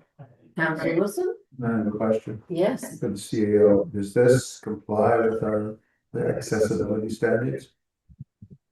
yeah, I don't think there's any issue in terms of accessibility standards. My recommendations as traffic authority, obviously, is just to, maximize visibility of signage to reduce any possible, likelihood of accidents. I don't think there's, any other reason why we shouldn't go down to yellow or to white instead of yellow. It is slightly less visible, but at the end of the day, I'm sure that the sign that's been proposed would be large enough and eye-catching enough and positioned appropriately that we can make do. And I think I previously said to the dash white line idea that I'd run it by the engineers, and they've come back and said that they didn't see any issue with that either. So I don't think there's a safety concern or accessibility concern with either of these recommendations. My only concern is that, would have been nice to hear the last time, but we haven't ordered any signs, so we're okay. And I did just bring them forward because I thought there might be aesthetic considerations. That's why I was asking, right? Because if Jonathan and I just do it, it would all be bright yellow, because that's the most risk averse way to do it. Councillor Boone?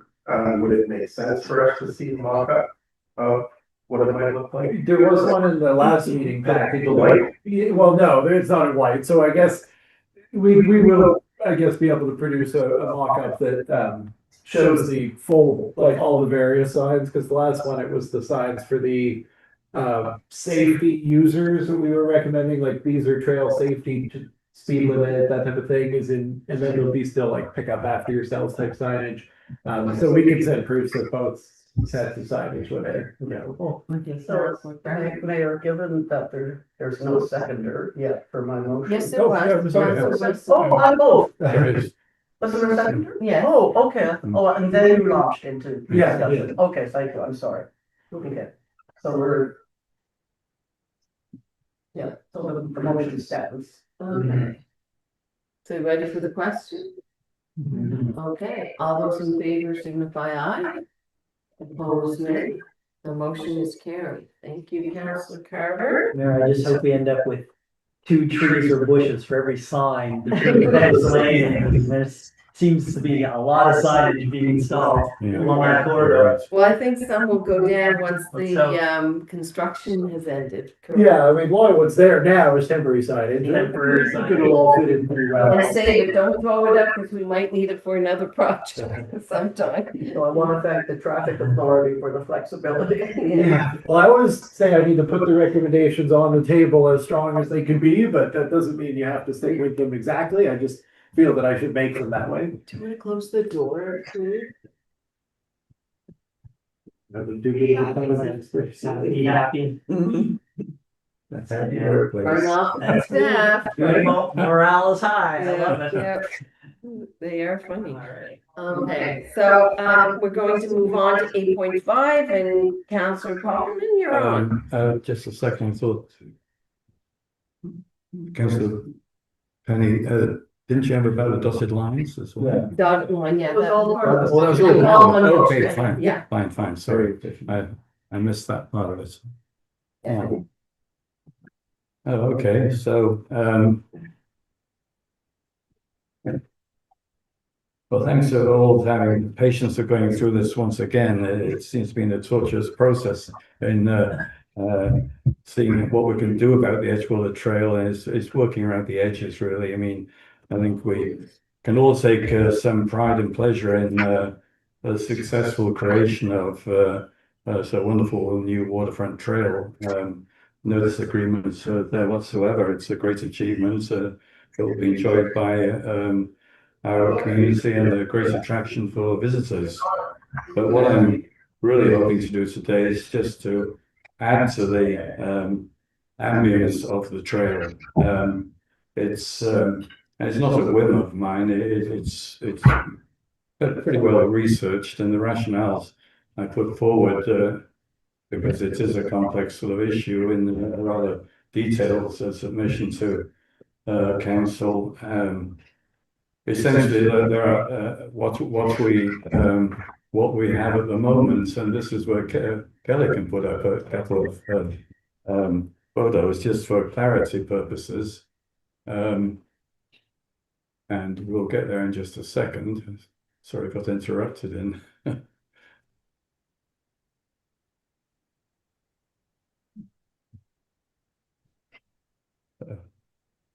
The quick problem. Anyway, it's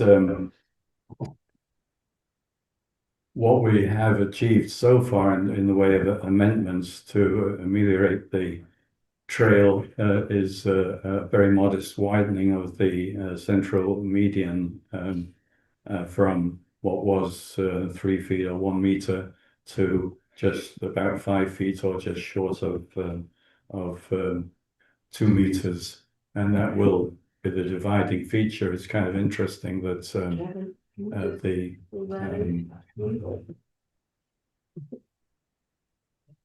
Thank you. okay, I don't expect you to read all that now. Hopefully, you've had a chance No. to look through it.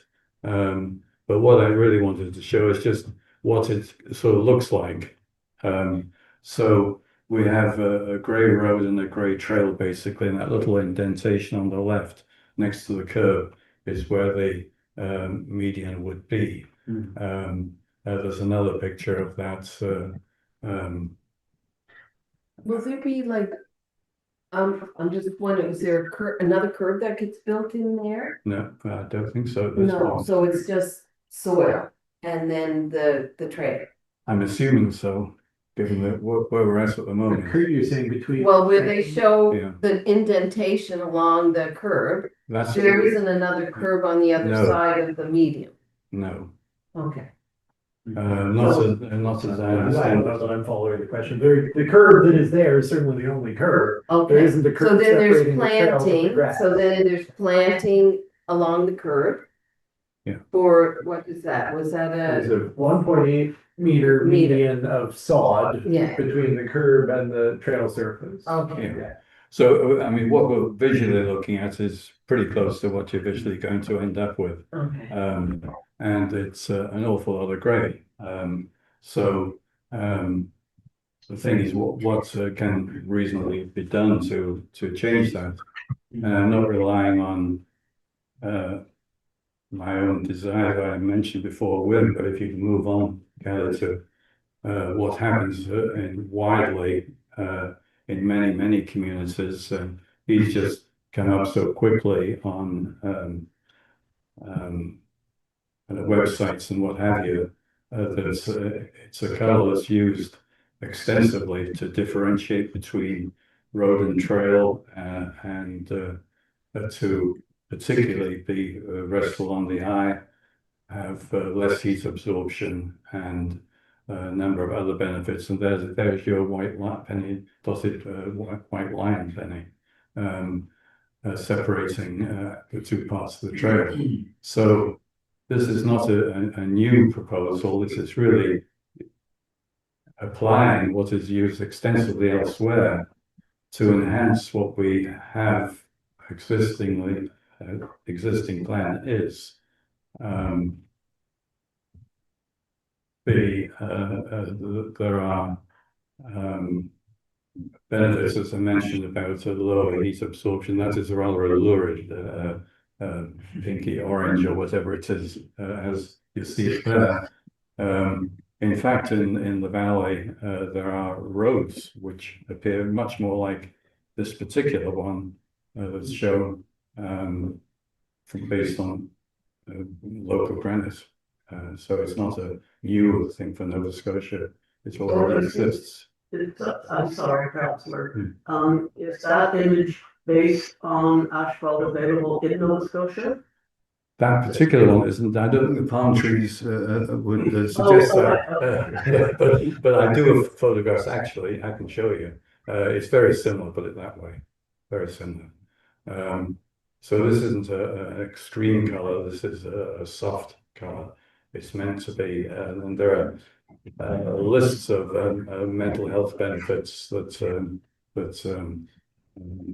flow from the calming effect of this particular softer color, and it softens the whole appearance of the entrance to the town, defines the trail.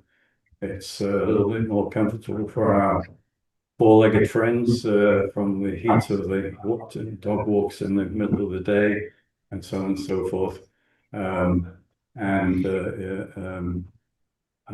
think that's the bulk of the proposal that is before you. It's gone the rounds to a degree. As you've heard from our famous Karen Vincent here, who is the architect behind our festivals, our signature festivals. After some thought, there is an advantage to this.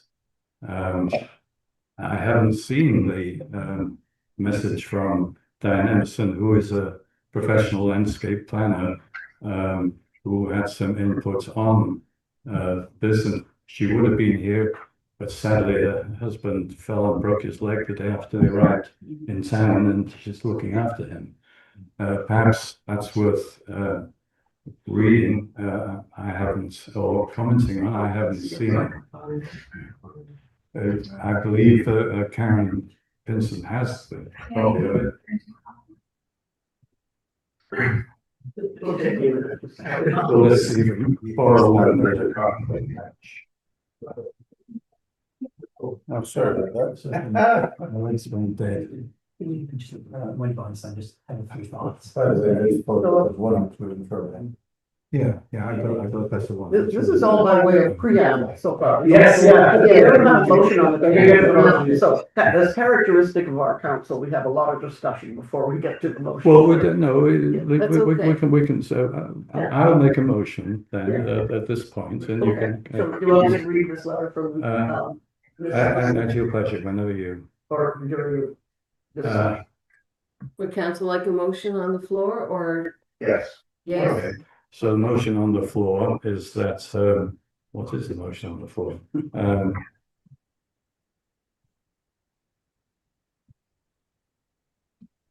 Oh, that's the third motion, sorry. I therefore make the motion that the colour of our waterfront trail by natural pigmented means be coloured a pinkish hue for all the reasons given. And it was mentioned pinkish clay colour, that's fine too.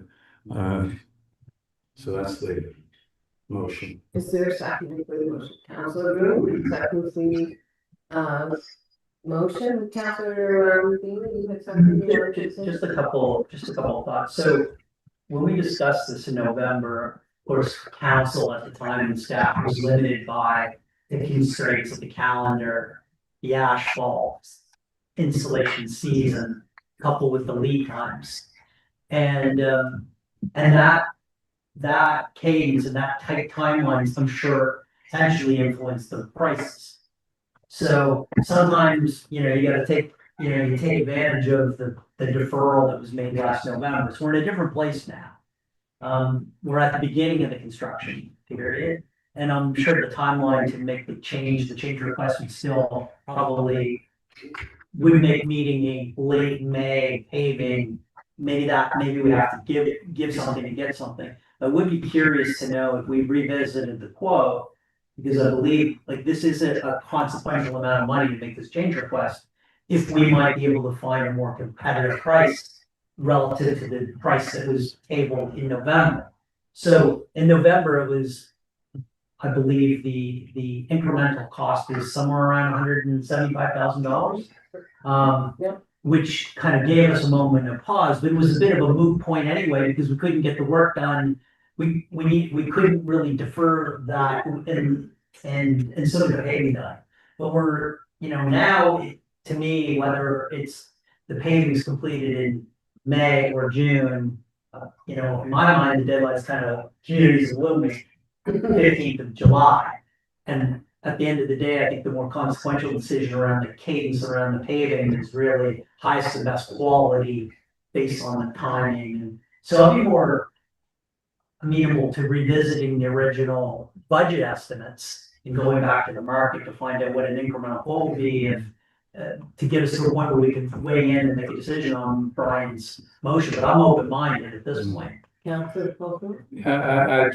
Just to put it in perspective, the cost we're talking here is around about 1% of the cost of the project that we have initiated, but it's one that is very visible and has substantial impact. Today, we've discussed $70,000 worth of art installation. We've expended large amounts of money on concrete pads for picnic tables. The combination of those two alone would meet this particular budget item. Yes, we do have to be, and believe me, I'm very cautious about spending money, but spending money wisely is what we're supposed to be doing here. The life of this is 15 plus years.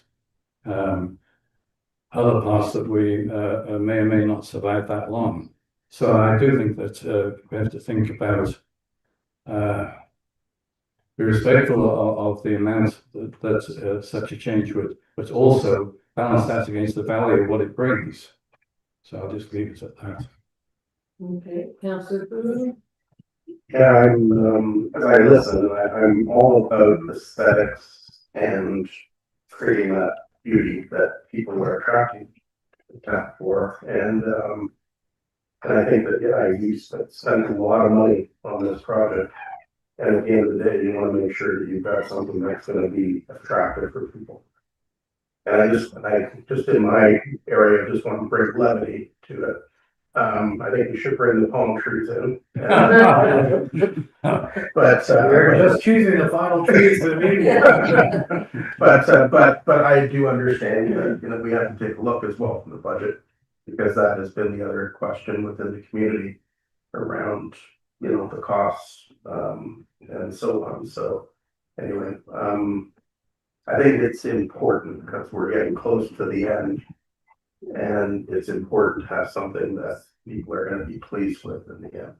So, and thank you for. Wanted to speak? Yeah, I assume wanted to let everybody comment on the merits of the color change, but I did want to give some updates about the cost and feasibility, just because I I didn't have the opportunity prior, the way the motion is written, is to make the change, and so I think now is my only opportunity to give any updates from talking to the engineers and the project, contractor. So essentially, there were two thoughts as to how you could achieve the red aggregate, or sorry, the red effect, the red look of the trail, or the pinkish hue.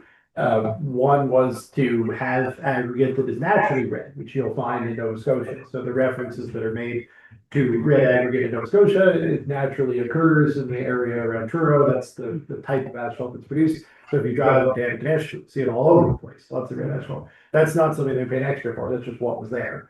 Likewise, we get the gray here because that's what's produced at the plant in Halifax. So just the location, different aggregate, different material. There was a question, could we asked the engineers and the contractor, could we find a way to turn gray aggregate red, or give it a hue? And that was a $175,000 quote.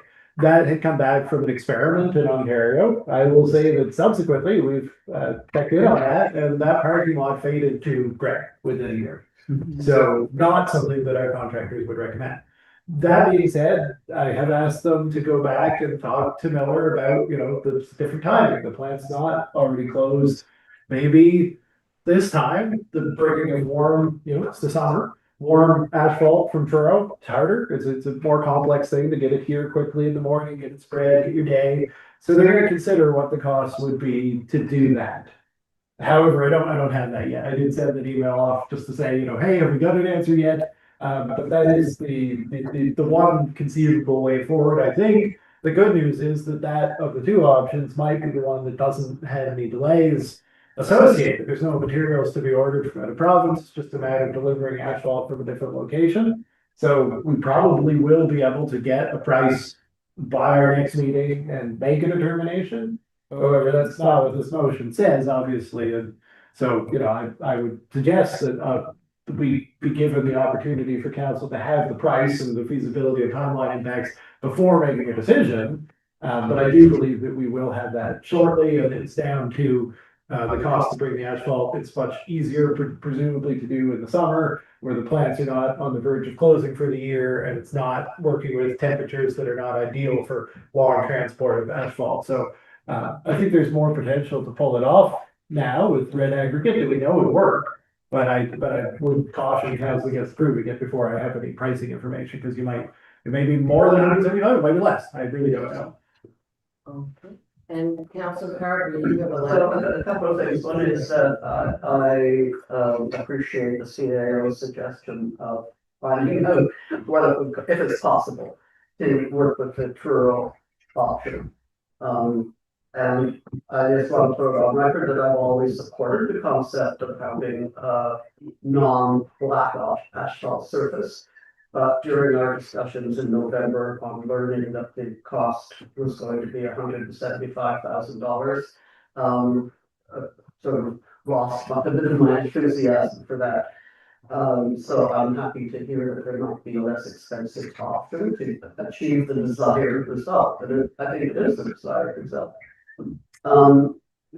Karen has sent a letter to the Communities in Bloom group, which met last Friday.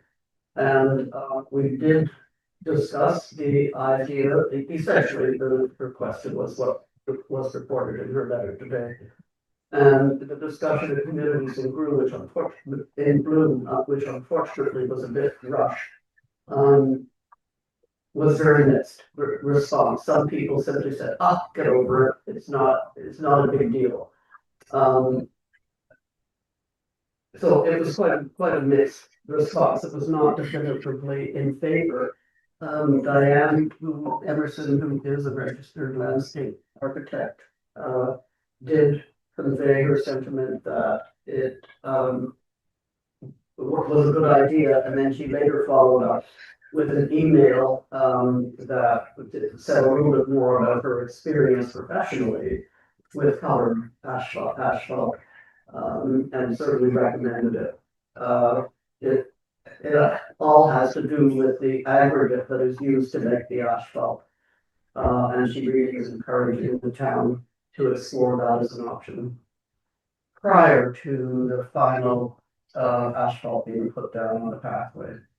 So she wants to support that idea, definitely, so that's from a professional. I can't say on behalf of communities in Bloom that there was endorsement of the concept simply because it was so mixed. But I personally support the concept.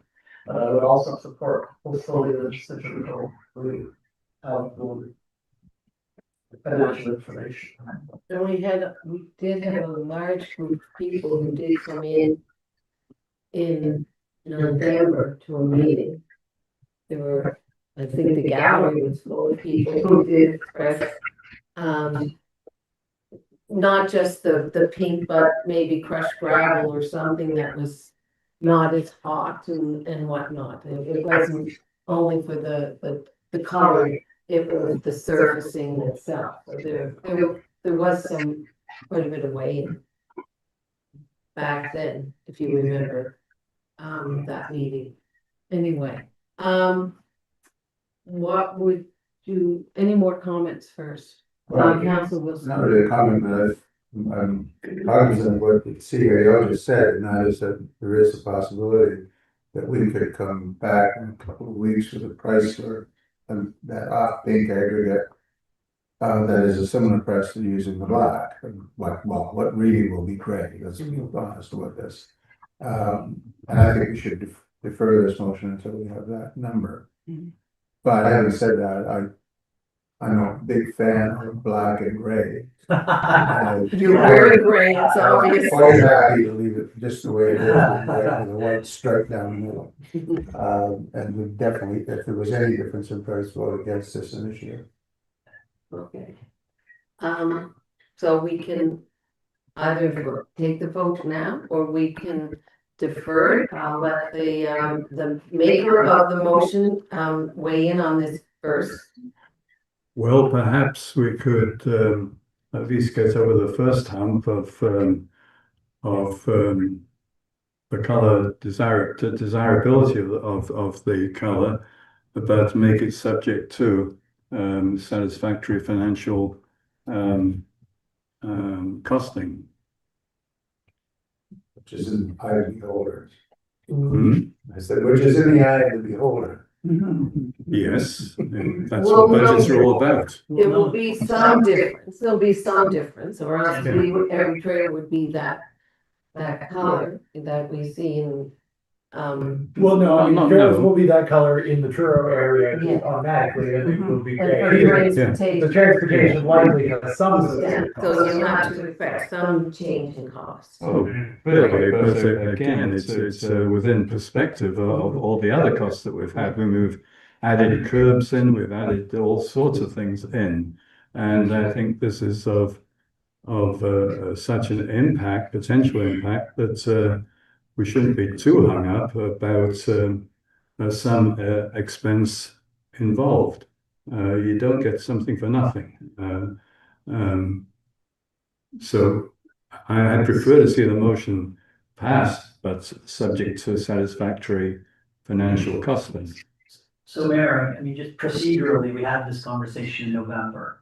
And I'd suggest that the gateway forward to consensus and maybe a change of direction from the decision that was made by council in November is new information. And I think upon receipt of the new information, then that opens the opportunity for us to revisit the decision that was made in November.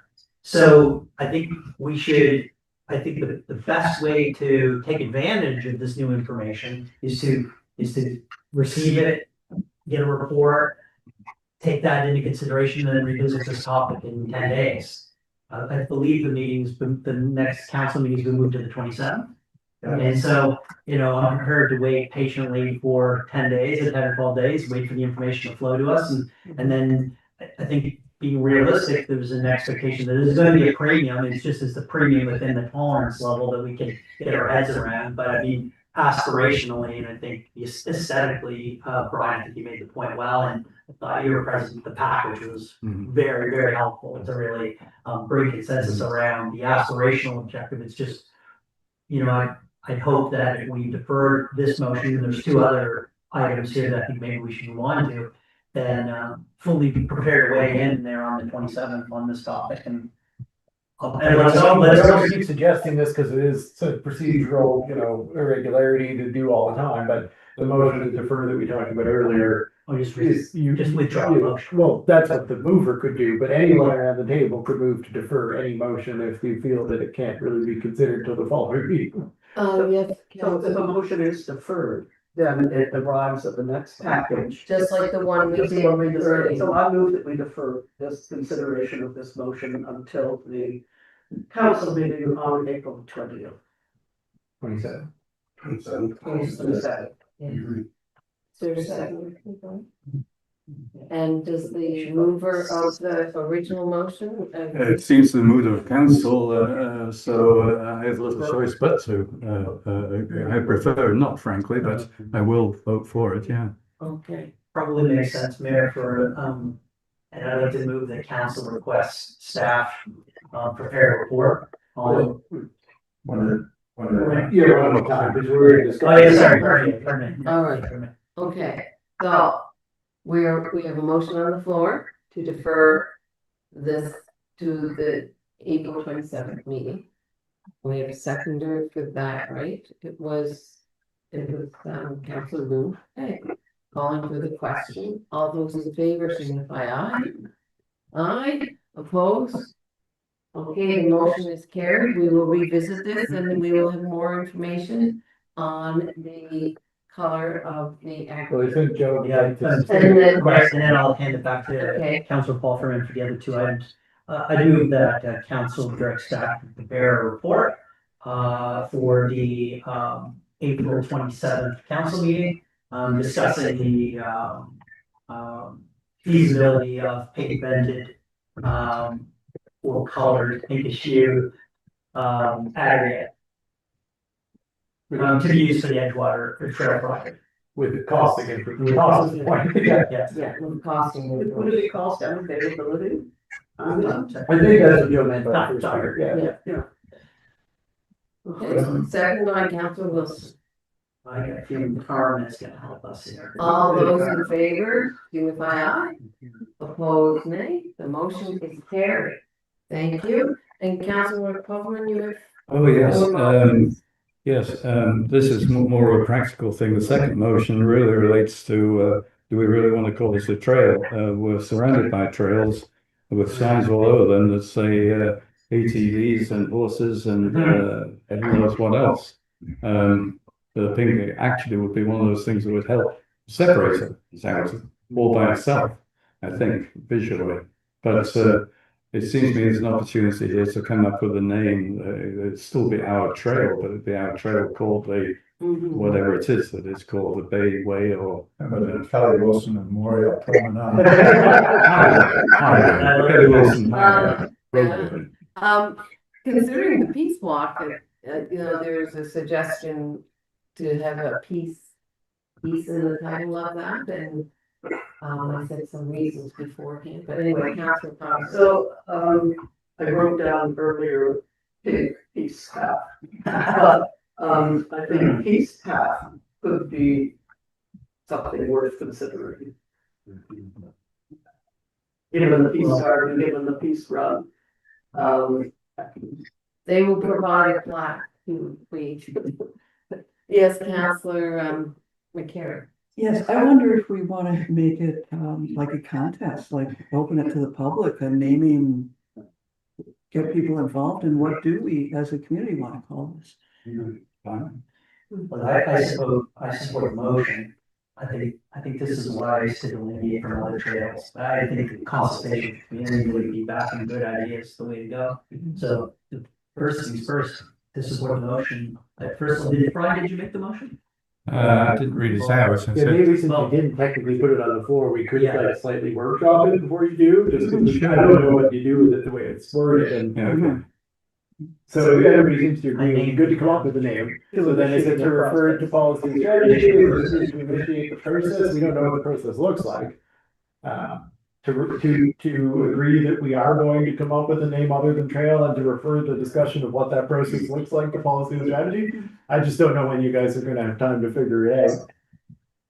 Sounds like a motion to me. Because then the motion includes that everybody's in agreement and that they're referring the question of how to define the process to policy and strategy. Yeah.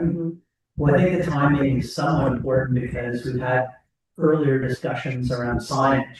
We have to prioritize this one for the next meeting. Right. Because we should be able We to. can't, have signage, we need a name. But I presume that that discussion is not going to result in a name, most likely it'll result in a public process to select a name, which will then still have to unfold. Unless you just pick a name. Yeah, and there's a lot of signage that doesn't involve Yeah, fair enough. a name, because it's, Oh, yeah, we could always add that later. Yeah. It would be a huge deal. But if it is going to be peace related, you're going to want to know by the 21st of May. Yeah, well, they've said they would provide a plaque, so that would have to be. So I definitely think if we do refer to So policy this- strategy, it this has to is- be this this- one. I mean, this needs to be carefully discussed. I mean, we're in no rush. This is gonna be in place for many decades. So the right name is worth the consultation process. kind of like pizza. Councilor Bloom? And I don't know, I'm not a trademark expert, but considering things like trademarks and Yeah. like, and where it'll be a unique identity for whatever you want to call it, so. I think those are important, or those are parts that it's almost a branding potential there as well. Teaser away, could be, no, it's really. Anyways, So we, So the new motion is, I think, Dylan more or less. spelled Yeah, it out. Kelly, did you try to write down what it said? Or would Kelly catch it if we can? Not really, I just, the council referred to discussion of naming the Edgewater Cop to the April meeting of the policy strategy. Well, I only deviate from that by saying the council agree to selecting a name, or to the importance of selecting a name for the Edgewater pattern, and then refer to, so that was the only difference, was just to capture in the motion that there was agreement to pick a new name. Or a name, I mean, the trail was not the name. Okay, so made. Second, that. and Bath would fall into the indigenous language as well, going in that piece of, between those two sites. Anyway, So we have a motion. we have a motion, is there a second? Yeah. Yeah, second. Councilor Feeney, thank you. Ready for the question? All those in favor signify aye. Opposed, nay. The motion is carried. Thank you very much. Okay, and the third one is, Rose. it doesn't have to be rose bushes. Obviously, everybody's seen a wide variety of comments on the fence, the unexpected pole fence, if you will. And it's, you either like it or you don't, it seems. It's quite bold. Oh, God, I said it's before, polarizing. Background. But anyway, a way that it just occurred to me as a way of softening the appearance of it would be to have what we did have in the median, which were what I call sea roses. They used to grow in front of our place when we had water frontage quite freely, and exist all in Western Shore along the frontage there in their median in this case. And I'm not a horticulturist, so I don't know what's involved in doing so. We did have plans originally for trees in that rock wall, which happily have been moved to the median now. And it doesn't have to be roses, and they don't have to be 6 feet high, hopefully. All the roses I see around here are roughly about 3 feet high. And it's just more a softening look, an appealing look, and as I said, something that adds to the ambience of it, but I'm wide open in terms of how that might be accomplished. Councilor Bloom? just, and just as my ignorance, but, when, like, sort of for the vegetation and for the, flowers or that ambience, was that all mapped out prior to kind of put in Maybe place? that is a good segue. So I'm not entirely sure I understand the concern, because I think from the landscaping report that it was referenced that there is vegetation on the water side of the fence. So I actually don't, I think this is already satisfied. But I rather understood that what was planned on the water side is now in the median. No, those are the trees. So there is still an expectation of vegetation on the water side of the fence. It's Coastal Action's responsibility. We're still trying to work out what is feasible in the stretch between the, we call it the tightest stretch from the VIC to the Trinity United, that 200-meter section. But in all the other sections, Coastal Action's more than prepared to be, and then it's within, we've already paid them, it's within their contract to do it, to putting vegetation as far down towards into the shoreline where there is shoreline, but where there isn't shoreline, still putting vegetation along that section. Oh, excellent. And that's just a miscommunication then, because I wasn't aware that that was. There is a bit of a snag that I can comment on here in terms of that section between the VIC and the Trinity United, which I guess could be good or bad, but we're still working on what to do about it. There was supposed to be growing medium put down underneath the rocks in that section, Mhm. and that was not done. And that was an error on the part of the contract. Well, we have to fix it. Yeah, so they have a suggestion about fixing it with reinserting it, blowing it in and doing this stuff. But Coastal Action is evaluating if they feel that that will be an issue in terms of what they would have otherwise suggested the plan. Okay, good. And so based on that, we might get a credit for the medium if they don't attempt to put it in. We'll get some red aggregate instead. Anyway, that's the long and old. It's that 200-meter stretch is the only chance that there may be challenges, but I would imagine worst case, you're still gonna get a strip of vegetation along the top of the boulders on the outside of the fence, even in that 200-meter Okay, section. well, I just. It just may not take down into the boulders. I just withdraw the motion because. Yeah, sorry, we it's in didn't hand. have any opportunity to Yeah. talk. I saw this in the package and I didn't wanna disagree with it, but I don't think it's necessary. Okay, okay. Okay. And I will update you guys when we get that growing medium question solved. I didn't have it for this one. So what would you like to do with that? Well, I just mentioned I withdraw that third Withdraw. motion Okay. because it's already in Withdraw. hand. Okay. Motion. It wasn't made, you're just withdrawing it Yeah, from the. withdrawing. from the agenda. Yeah, from the agenda. Yeah, withdrawing. Or Okay. not making, so whatever. Okay. Third one. Okay. Okay. Oh, thank you. We're moving on now to committee reports. We will start with 9.1, area board meeting. So after you mentioned to Ray, here we are, we got all the updated minutes. Yeah, I know. If you don't ask, you don't get. So anyway, it always helps. So the January 28th, 2026 minutes of area are here, and we may as well do the other one, the area board meeting minutes from February 25th, 2006 meeting. Is there any questions? No? Okay, then we'll move on to 9.3, policy and strategy committee draft minutes of March 23rd. Flag policy.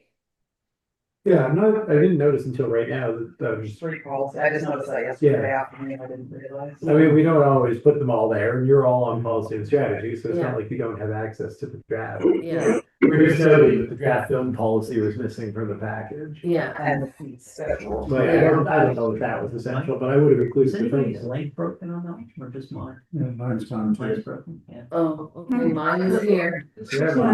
How is this possible? We're using the I've same. got it, yeah. We've got to send this YouTube video I there. just hit that, eh? That's what I had on some of mine, but this one I do have, and I did read this one last night, but I was like, there are two other things we discussed with that, but anyway. What is the issue about what's in the package or not? Oh, I was just apologizing because there are two recommended policies. And one of them we included in the package, and we try to include them both so the public can read along. You all had access to the film policy and the flag policy, but the public reading this package would only have been able to see the flag policy. So the flag policy is there, and I would like to propose a change. I've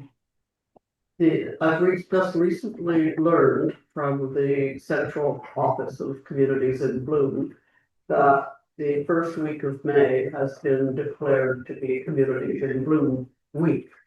So I did communicate with staff and about the possibility of adding the Communities in Bloom Week to the Schedule D, which is attached to the policy, which lists the regular flag flying that the town would be responsible for. So I'm going to make a motion now. The council directs staff to add Communities in Bloom Week, the first week in May, to the list of recurring special purpose flags in the flag policy Schedule D, and that the town purchase a Communities in Bloom flag for this purpose. And what will happen to the National Accessibility Week? That It's is the here. end of May, that's what, percent on the policy. Oh, it's here as The Last Sunday. the last Sunday. Okay. First week. Oh, okay. I'll second Councillor Carter's motion. Okay. Second by Councillor McCarron. So we're just approving the policy as amended. The policy is amended. With that amendment, yes, so the policy be amended with that. Yeah, okay, so the motion should be the council. So this is a policy rather than a bylaw, so it won't have to have public consultation. Just amend it. So if it's added to the Schedule B, I think we already purchased the flags and the policy, correct? There doesn't, you don't have to include the purchase of the flag in the motion, Okay. because we already maintain the flag, as part of the policy, we maintain the flag, so. You already have one. No, I have to buy it, Oh. it's a custom flag, Okay. it's not inexpensive. You know, how much did it cost? It's $300. 300. Ooh. It lasts for several years. Because it's just one, like if we order 10 of them, then we get a budget extra. Yeah. Wow. Okay, so do I have to make a motion or just ask that this is an amendment to the policy? Proposed policy. And then motion to amend the policy, or to accept the policy. Yeah, okay, a motion to accept the policy as amended with the addition of the first week of May as the flag, the Communities in Bloom flag. Is there a second for that motion? It was already seconded. Okay, so, yeah, okay. Councilor McCarron. Yeah, all right, so it's just change the word. Okay. We could change the word, you agree with the change. Okay, then, all those in favor signify aye. Opposed, nay. The motion is carried. Thank you, Councillor Carver. Thank you, council. And thank you. What do you want to do about the ones that aren't there? Will they show up somewhere else, in another week or? I'm sorry, I just walked into the room, so I'm not sure. Well, We this pass is the the flag movie- policy. The movie one. Oh, yeah, I don't think they have to wait. I mean, it's really up to your discretion. It's just not nice to have them in the package. They've been Yeah, okay. publicly posted previously, you've all seen them. Yeah, they've been posted. Yeah. Okay. All right, moving along. So those other policies, are they authorized now? Yeah, so there were two other Yeah. recommendations in the minutes. So we have to make a motion, right? What I'm saying is, yeah, you should proceed if you feel comfortable. There's not having it in the package isn't the reason not. to Okay, which proceed. ones are The film policy and fees policy was. Yeah, it's fee schedule. So move the council approve the film policy and the fees policy as presented, Okay, or it's not presented. as we have As agreed. we've Anyway. worked We need on those. Let's do them one at a time. I think you should do them one at a time, sorry. Okay, all right, film policy. film policy. Okay, is there a second for the film policy? Okay, Councilor Boone. Okay, all those in favor signify aye. Opposed, nay. Yeah. The motion is carried. Motion And, to approve the updated fee schedule. yeah, Film policy. I've heard that. Oh, sorry. It's getting late. That's why we should go. So Counselor Fees, moving the fees policy. Be moved, second by, I can second. okay, Wilson, thank you. Any discussion? Okay, all those in favor signify aye. Opposed, nay. Oh, sir. The motion is carried. You gotta get your arm up there faster. All right, Planning Advisory Committee. Is there anything to be passed in that? Let me see.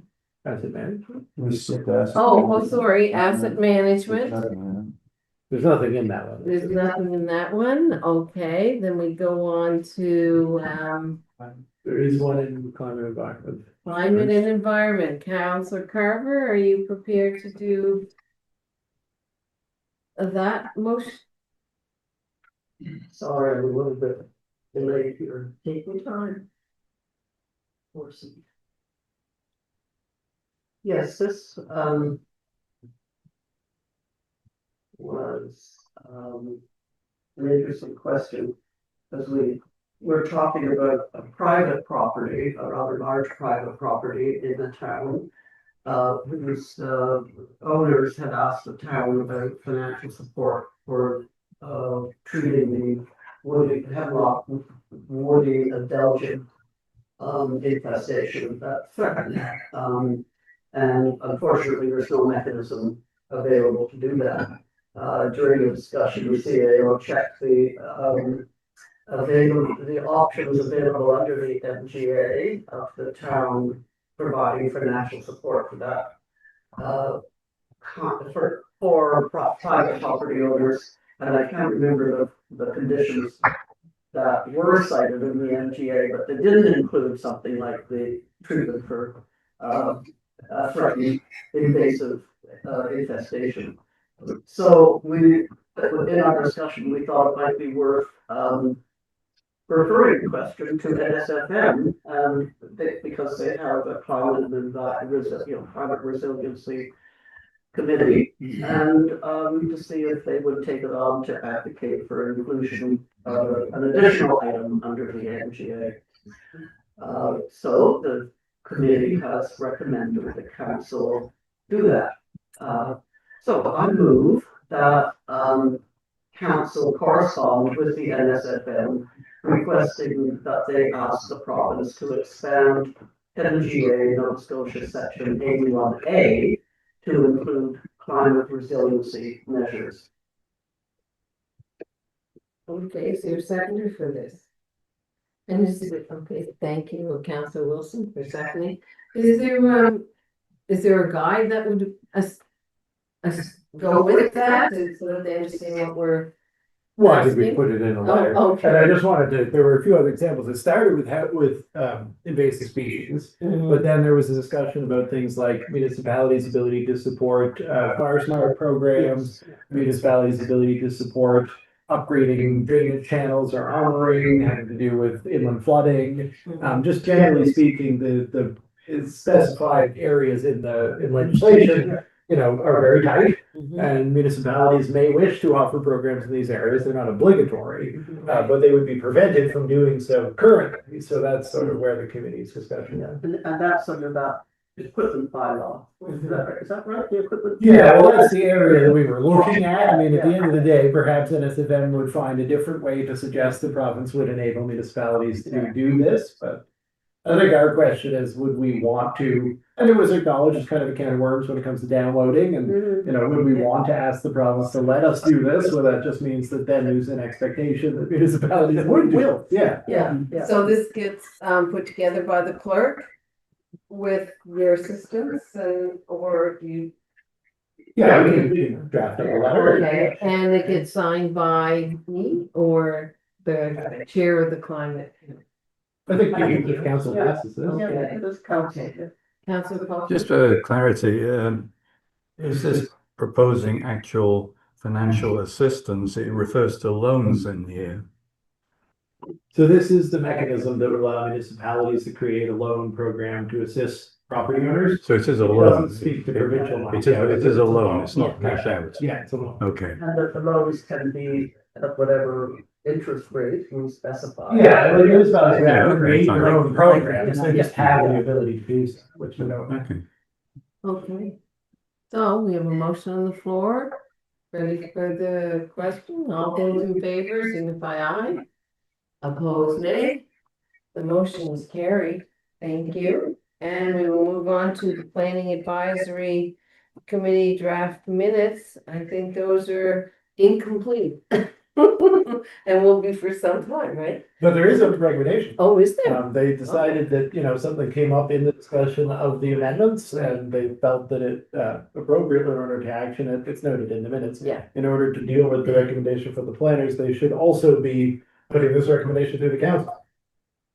Okay.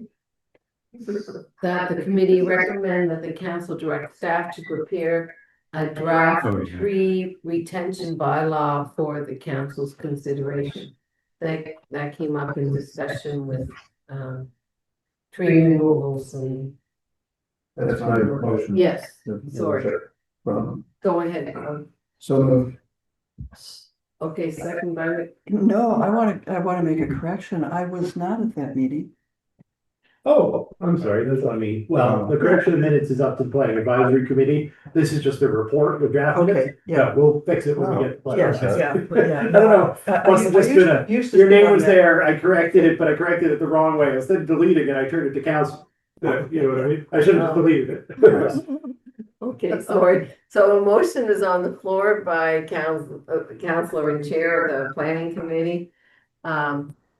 Is there a second? My hand was up to ask a question. We need a seconder first. We need a I'll second. second it. No, I'll Okay, second it. second by Counselor Carver. You may So, ask the question. so my question has to do with, what is it about the current treatment of trees in the current land use bylaw that was inadequate or that was problematic?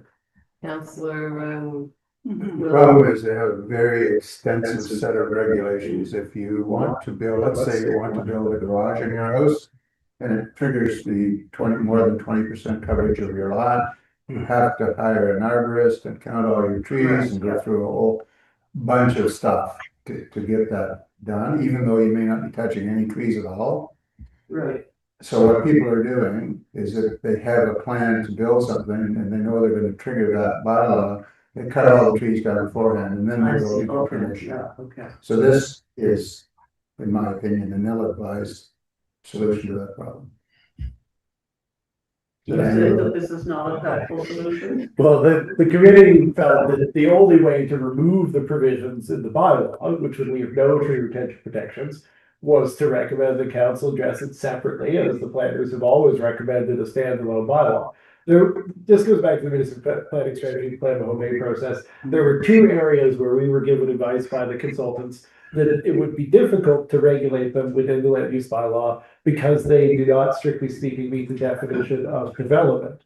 Stormwater and tree retention were those areas. And so we put a note in the municipal planning strategy that the council will consider future development of standalone bylaws in these areas.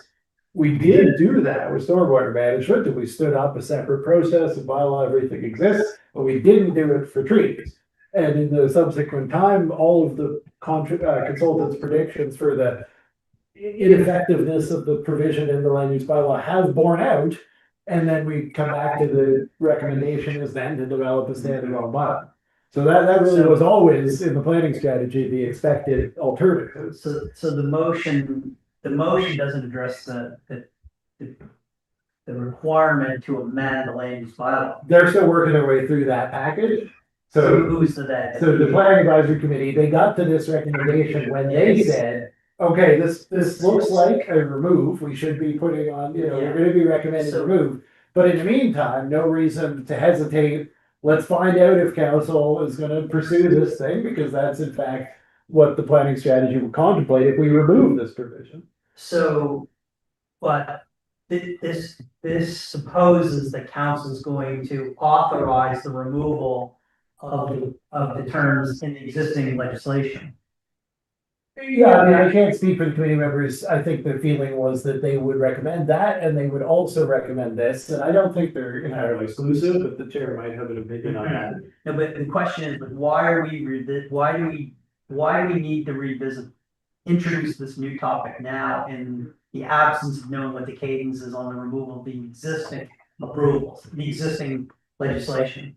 Well, I guess all I can say is that the feedback to the planners was very clearly that they would be recommending it through. Yeah, I get. Council could wait Like, until you receive that. I get it, but you know, there's a bylaw in place today. People need to abide by the terms and conditions, and maybe in the future, the bylaw will be amended. And that clause will be removed. And then at that point, we would need a replacement. But we're just defaulting to, we're gonna, you know, there's this assumption that, oh yeah, we're just gonna at the committee level, got the bylaw, remove a carefully crafted, carefully cultivated grand bargain that was decided by many people around the table. And I just think like, okay, like I'm open-minded, but I'd much rather see I'd rather see the recommendation come about the amendment of the existing bylaw that's within their authority, rather than thrust the, you know, the requirement for council to figure out how to make an alteration beforehand. Like, I just think this is premature. Well, two things, I'm more or less support what, Deputy Mayor Keating has said. But I just wanted to check whether I heard the chair of the planning advisory committee saying that he didn't support this motion, did I hear that? That's correct. Okay. So then I have a question. Having heard from the planners with their recommendation about urban land use bylaw issues, which sound as if they are in fact problematic. I don't like the idea of people here cutting their land before they come to the planners with a development proposal. But how does this whole issue fit with the work that's already underway in developing an urban forest management plan? Well, I mean, so I'm on both the committees. The urban forest management plan essentially includes the same note as the planning strategy. The council would be advised to consider the development of a standalone trees bylaw. That's what's in the draft. That's what's also what's in the planning strategy, so it's no surprise. Standalone draft tree retention bylaw. So there's a lot of history here. Like, this has been 15 years, there's been many conversations, we've had 4 or 5 councils that weigh in on the challenges of a standalone, you know, tree retention bylaw. Opinions change over time, community opinions change, but there's a reason why we use the vehicle of the land use bylaw to implement this safeguard. Now, we can't stop anybody from getting out a chainsaw and hacking up their backyard. But there was a rationale, you know, and it was, you know, it wasn't a perfect, but remember, I think there's acknowledgement that it wasn't a perfect solution, but it was a solution to a specific issue that we could not thread that needle. And we could not get a plurality of council to ever agree on the terms of a standalone tree retention bylaw. So in my opinion, at this point, and at the point where we went through that 3-year odyssey of getting a land use bylaw in place, it was like, it's not perfect, it's not perfect, but you know what, I can live with it now, because I'd rather have something than nothing. So here we are down the road, and it's like, well, some people have figured out some workarounds to this thorny issue. They're always gonna get the workarounds. All I'm suggesting is that, and I think council's got quite a lot on its plate, and quite a few priorities. And allocating a bunch of effort and time to develop a standalone tree retention bylaw doesn't strike me as being like super high on the priority list, knowing that we already have some of those protections in place in the land use bylaw. So I'm all for doing that aspirationally, like if we think that's a better solution. But don't think it's just gonna be a rubber stamp. We're not gonna have people screaming and hollering about, you can't tell me I can't cut a tree down. Because we've all been in those meetings many Well, right times. now, it does say that, doesn't it? Without an arborist coming in and. Well, exactly, but why was that clause, and why was that requirement, why was that included? Well, it was included when we were told not to do it. It was, I know, but it was included based on community consensus. amongst a group of people that not only included council, but a lot of community members who participated in the process. So I'm just saying like, okay, when the going gets tough and the bylaw becomes difficult to enforce, the first thing we're gonna do is we're just gonna arbitrarily say we're gonna cut out a key safeguard that was, I mean, on how many hours do we talk about this? You know, Well, Mayor, I didn't because I wasn't on council then, so. yes, I've spent many hours talking about this since 2012. Yeah. And going back to our decisions around our land use bylaw and the process we went through there, I think we were struggling with this issue about how to ensure that, how to find a way to protect our tree canopy, and preserve it and enhance it. And that was the best we could do then, with the heads around the table then, because it was such a complicated issue. So I'm very tempted to agree with the idea that we do need to have a separate bylaw to support this. Other communities have it, and they continue to survive. And I think it's fine. So I'm kind of curious too about why the chair of the planning advisory committee doesn't support the resolution that that committee has brought to the council. You want to answer? Yes, if I may. Sure. I don't support it for the same reason I haven't supported it since 2012. Because I don't think that government has the right to tell me when I can and cannot chop down a tree. I got 20,000 trees. I'm not coming to council every time I want to cut one down. But he wouldn't mind not having to count them all when he wants to put an extension on his deck. That's right. And that. Yeah. It seems, so that's a question of an individual right versus community need and world need in terms Well, are they of gonna pay trees. for the arborists? Are your neighbors gonna pay for your arborists to come on? That's expensive. There we go. Your worship, if I may. Yeah. There are solutions to this problem that involve another tree bylaw at large.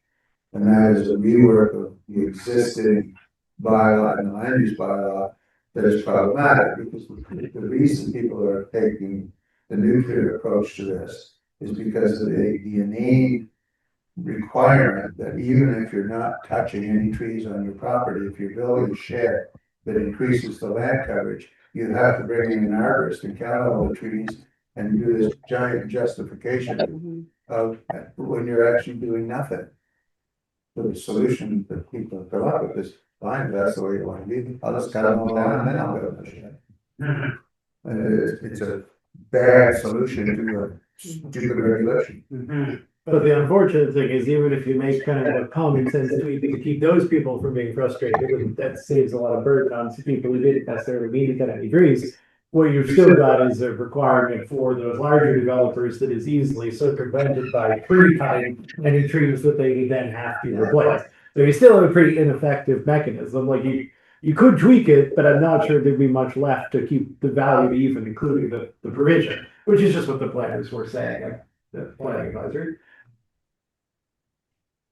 Okay, so where are we? Well, I mean, this is just one, and I prefer the committee to weigh in on tweaks they can make to improve the existing bylaw with the existing clauses, rather than kick a can to council to implement a process to design a new standalone bylaw at this moment in time. Because I just don't, that is not an insignificant ask.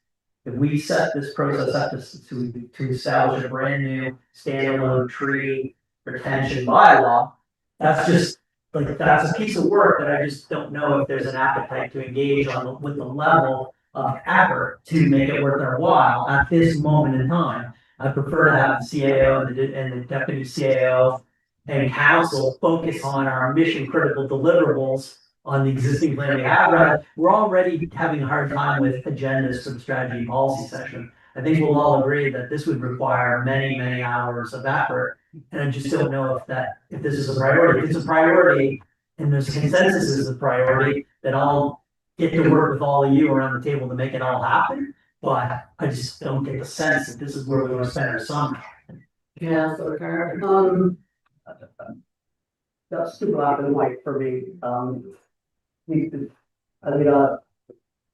Climate and Environment Committee has a big investment in protecting the tree canopy. In any way possible, through education, communication, encouragement, incentives. And is working with staff working diligently on preparing the urban forest management plan.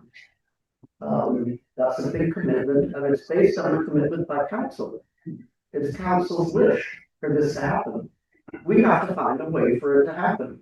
We have to manage time, staff has to manage time, council has to manage time and energy to make it happen, because it's council's commitment already. They've been committed to it since 2016, 2019, they did formally by establishing the position, the intention, and the committee. So we have to deal with it somehow. I totally have it. We have dealt with it, we've stringent restrictions within the land use bylaw. We have already, that is not, there are aspects of what's in the land use bylaw that are ineffective in achieving the goals which we want to work toward. The policy is so onerous that it's not effective. In that regard. Your worship, can I just Yes. ask a sort of procedural question? I'm thinking that we should send this back to PAC and the planners and with instructions to do whatever they need to do to fix the existing provisions in the land use bylaw with regard to trees.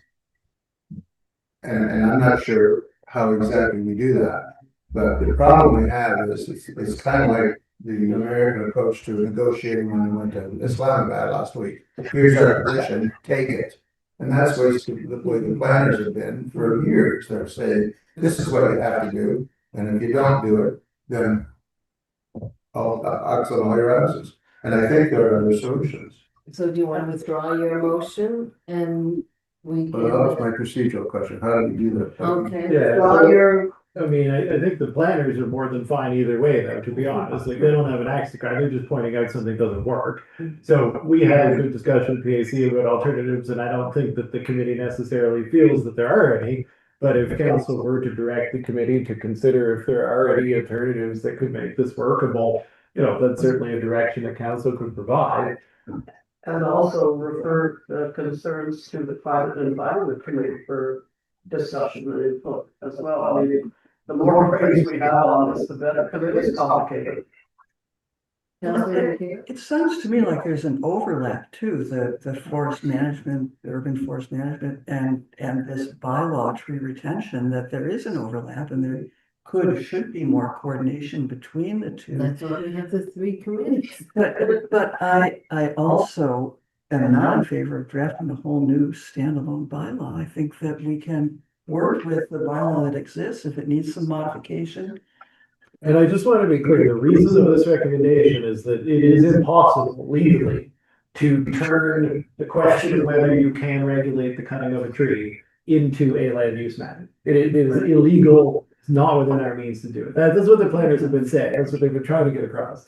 So we can associate cutting of trees with the development and regulate that. Mhm. We cannot simply shoehorn the regulation of trees into the land use program. Then fair enough, so shouldn't the recommendation from the committee be, based on that, an excellent analysis, be to rescind that clause?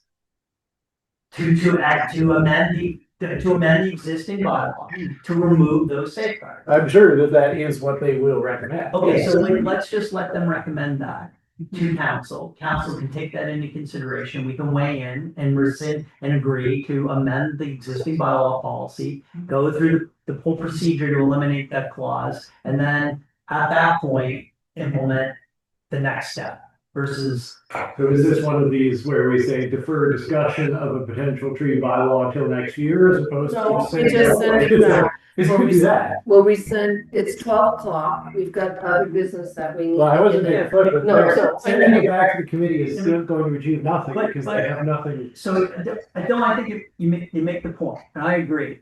If the existing policy is flawed, if the existing bylaw has a flawed clause, then it's appropriate to not try to ameliorate the clause through another standalone work. If, go back and get the bylaw amended or changed.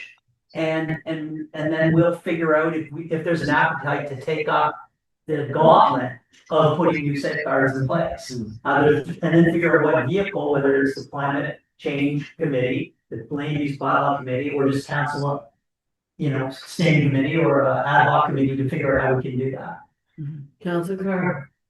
Yes, but in my mind, it would be helpful if staff, whether it's planning staff or our administrative staff, or climate environment staff, bring a report. It doesn't have to reinvent everything, but just with suggestions about ways to proceed, because to unravel the complexity of it. That would help me as a counselor to discuss it, to think about this whole issue, and as the chair of the Climate Environment Committee.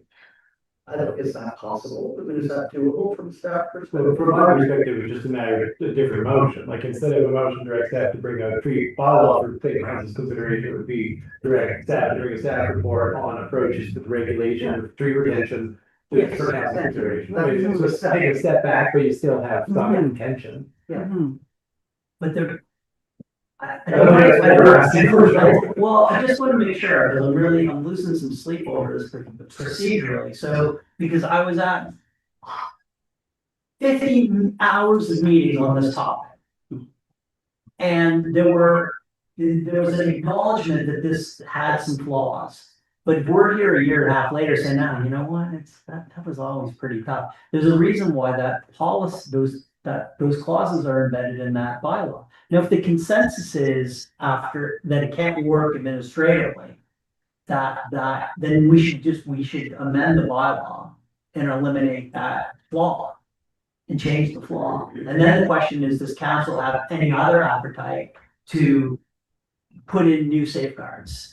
And it's not crystal clear, maybe council will take up that gauntlet and go through that motion and go through meeting after meeting after meeting after meeting to figure out how we're gonna put back in place the safeguards that we thought we were achieving in 2023. Well, I don't want to jump to the conclusion that we're gonna pick up that gauntlet and run hard and try to figure it all out. Because I don't know. I don't know if this is a priority for council right now. Maybe it is. Well, because it's complicated. Why? So procedurally, if there's a deferral option, what council's done lots of times, we did it with hedgerow for 2 years, where you just defer this till late enough for that to satisfy your concerns around the process. Or there's an option where a different motion gets made, either because this one's withdrawn or defeated. Well, there's something illogical about the motion. The motion's not coming out and clearly saying, we, the committee, who are the closest to this issue, have been talking about it quite a bit, and whose trust I have completely in their opinions and wisdom on it.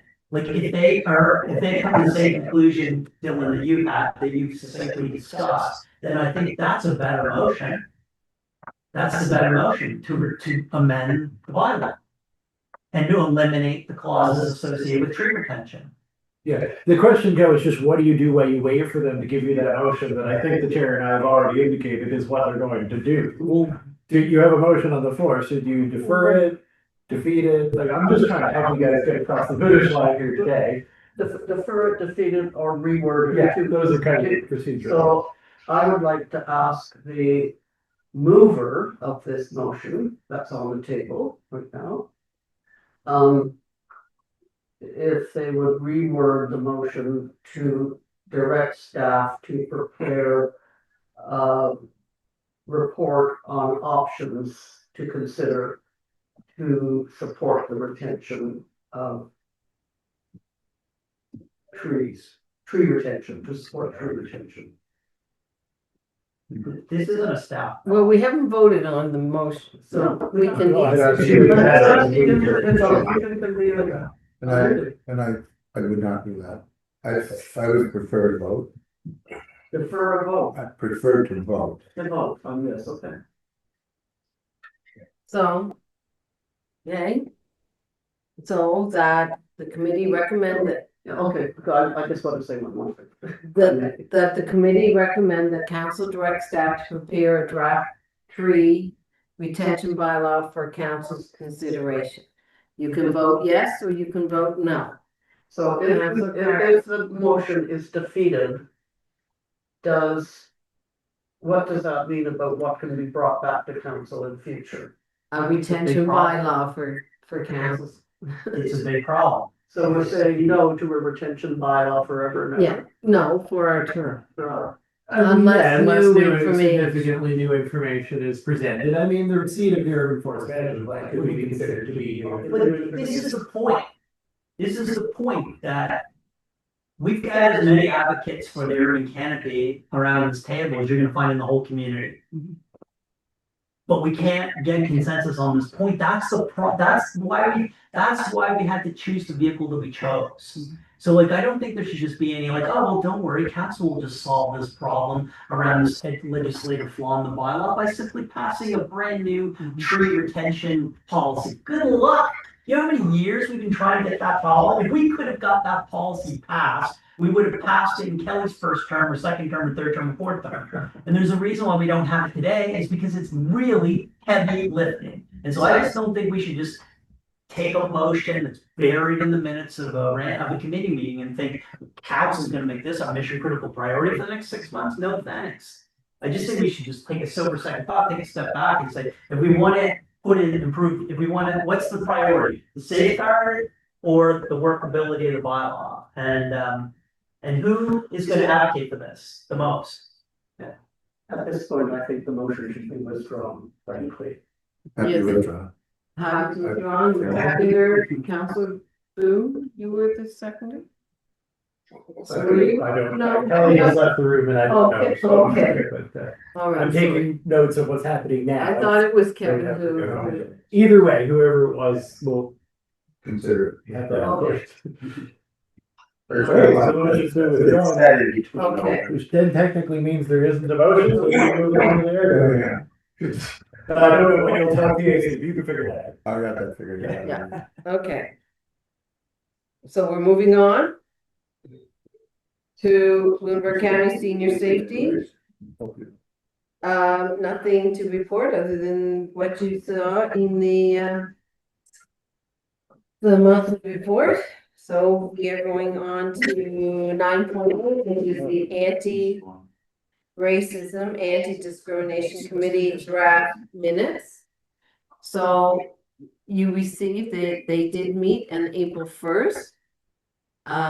The committee, I'm just trying to get back on my agenda. There is, you all read the minutes. And they are asking us for a motion, which when we last met, we decided we would create our own motion. Can I just Yes. that there? Sure. So you, council has in their package, it should be marked draft, minutes of a meeting that took place of the Anti-Racism and Anti-Discrimination Advisory Committee. From April 1st, so those are draft minutes, and in those minutes is a recommendation from the ARDA committee.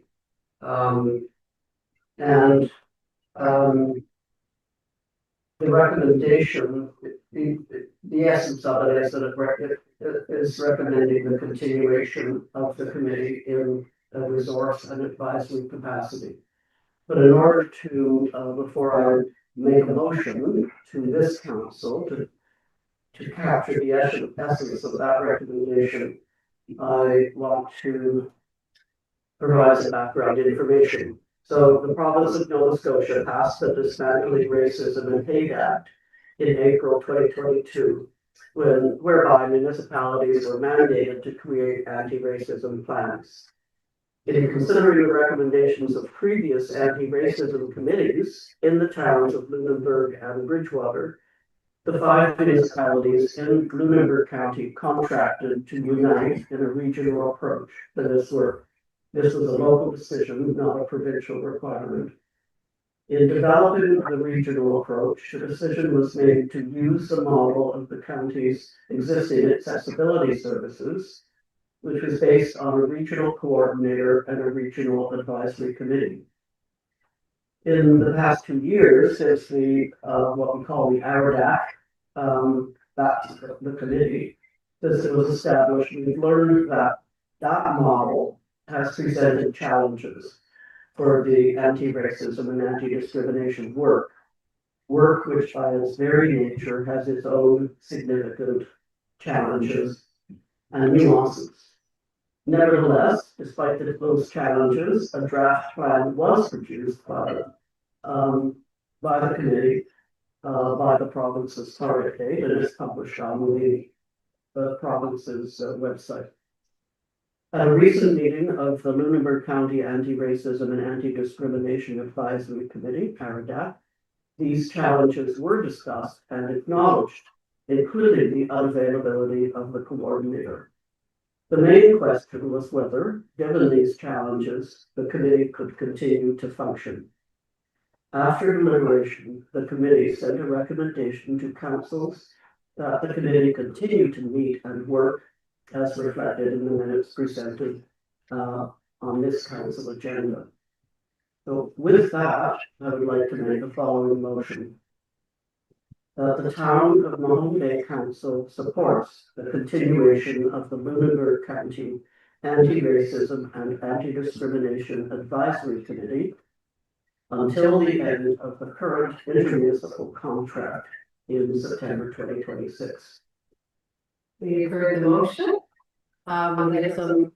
We had a presentation this morning during the public session as well, and many of you have received letters or hopefully read what's been going on in other municipalities, and there were quite a few emails back and forth, and you were in possession of some emails by the general public. Is there a seconder for this motion? Okay, Councilor Kerr? Yes, thank you. So is discussion. Any discussion? Councilor McKinney. And Mayor, I understand that we've benefited from having a presentation this morning in the open session, and as well as having had Councilor Carver acting as the town representative on the committee in question. And so to my knowledge, I've heard nothing would suggest that the committee structure hasn't been performing its oversight and governance duties well. I think the overall arching topic around the implementation of the programs under the mandate that's been directed from the provincial government has had bumps in the road. I think everyone is on the same page there. But structurally, the committee recommends keeping themselves in place to the end point of their approved mandate.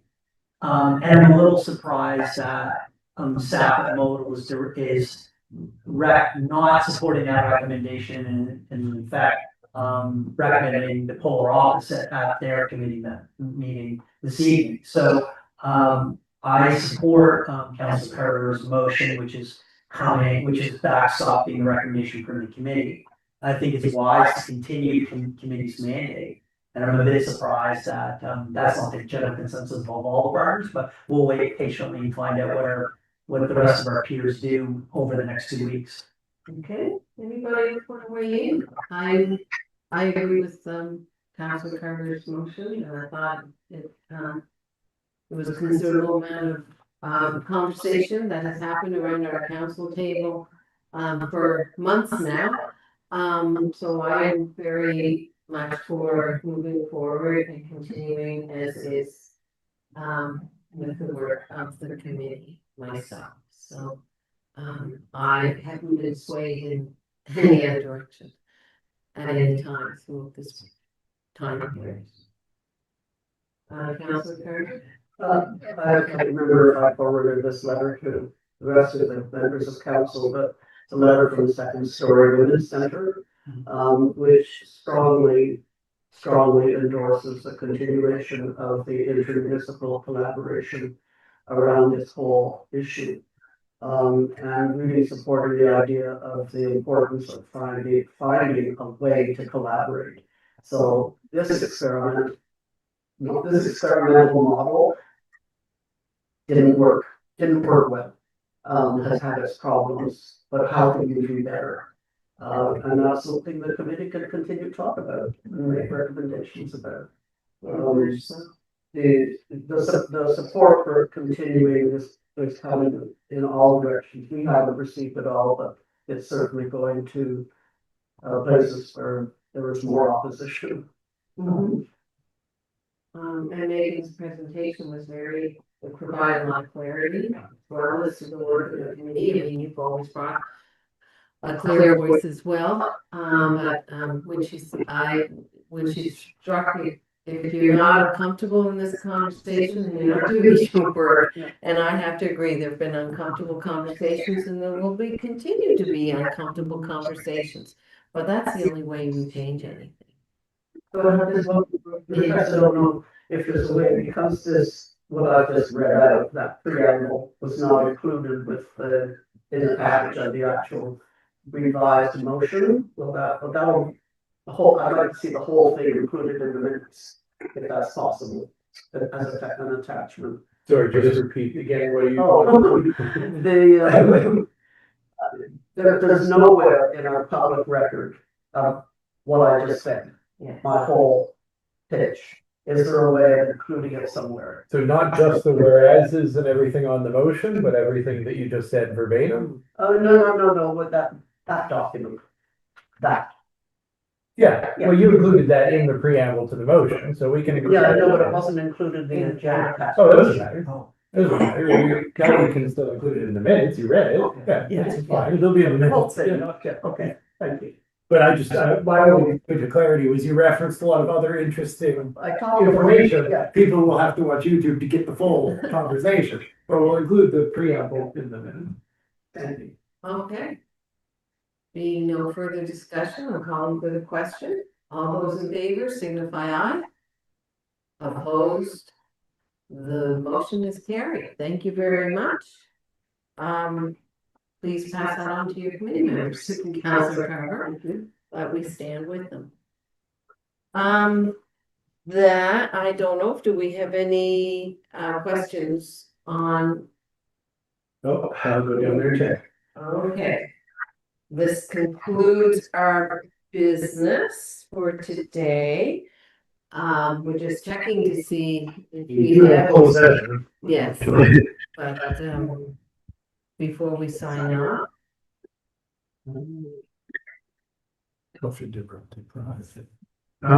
We'll take a short. Well, this is the comment we could have had a while ago. The mayor's camera's a bit blurry, but I don't have any questions. Oh, my background is blurry. Take that as a compliment. No one's saying the deputy mayor's camera's not even working, so I guess that. It's a screen I put up. Because of the light behind. Yeah, it could be because of But there were the, no questions. okay, It's the civil shepherd effect. yes, anyway. I will take a motion to go into closed session under MG 22(2)A, acquisition, sale, lease, and security of municipal property. 12.2 MGA 22(2)C, personnel matters. 12.3 MGA 22(E), contract negotiations. Councillor Feeney, you said you'd make the motion. Moving into closed session. Sure. And second by Councillor Booth. Thank you. All those in favor? We will. All right, Have give me a a- minute to get her to log off. Okay, we will have a short recess and we'll move to closed session. Oh, I should have said that. Oh, well, 4 now, but you may start dropping off. and start doing the closure. I'm just turning it off now. Don't take that as a compliment too. Yeah. I'll be interested to see.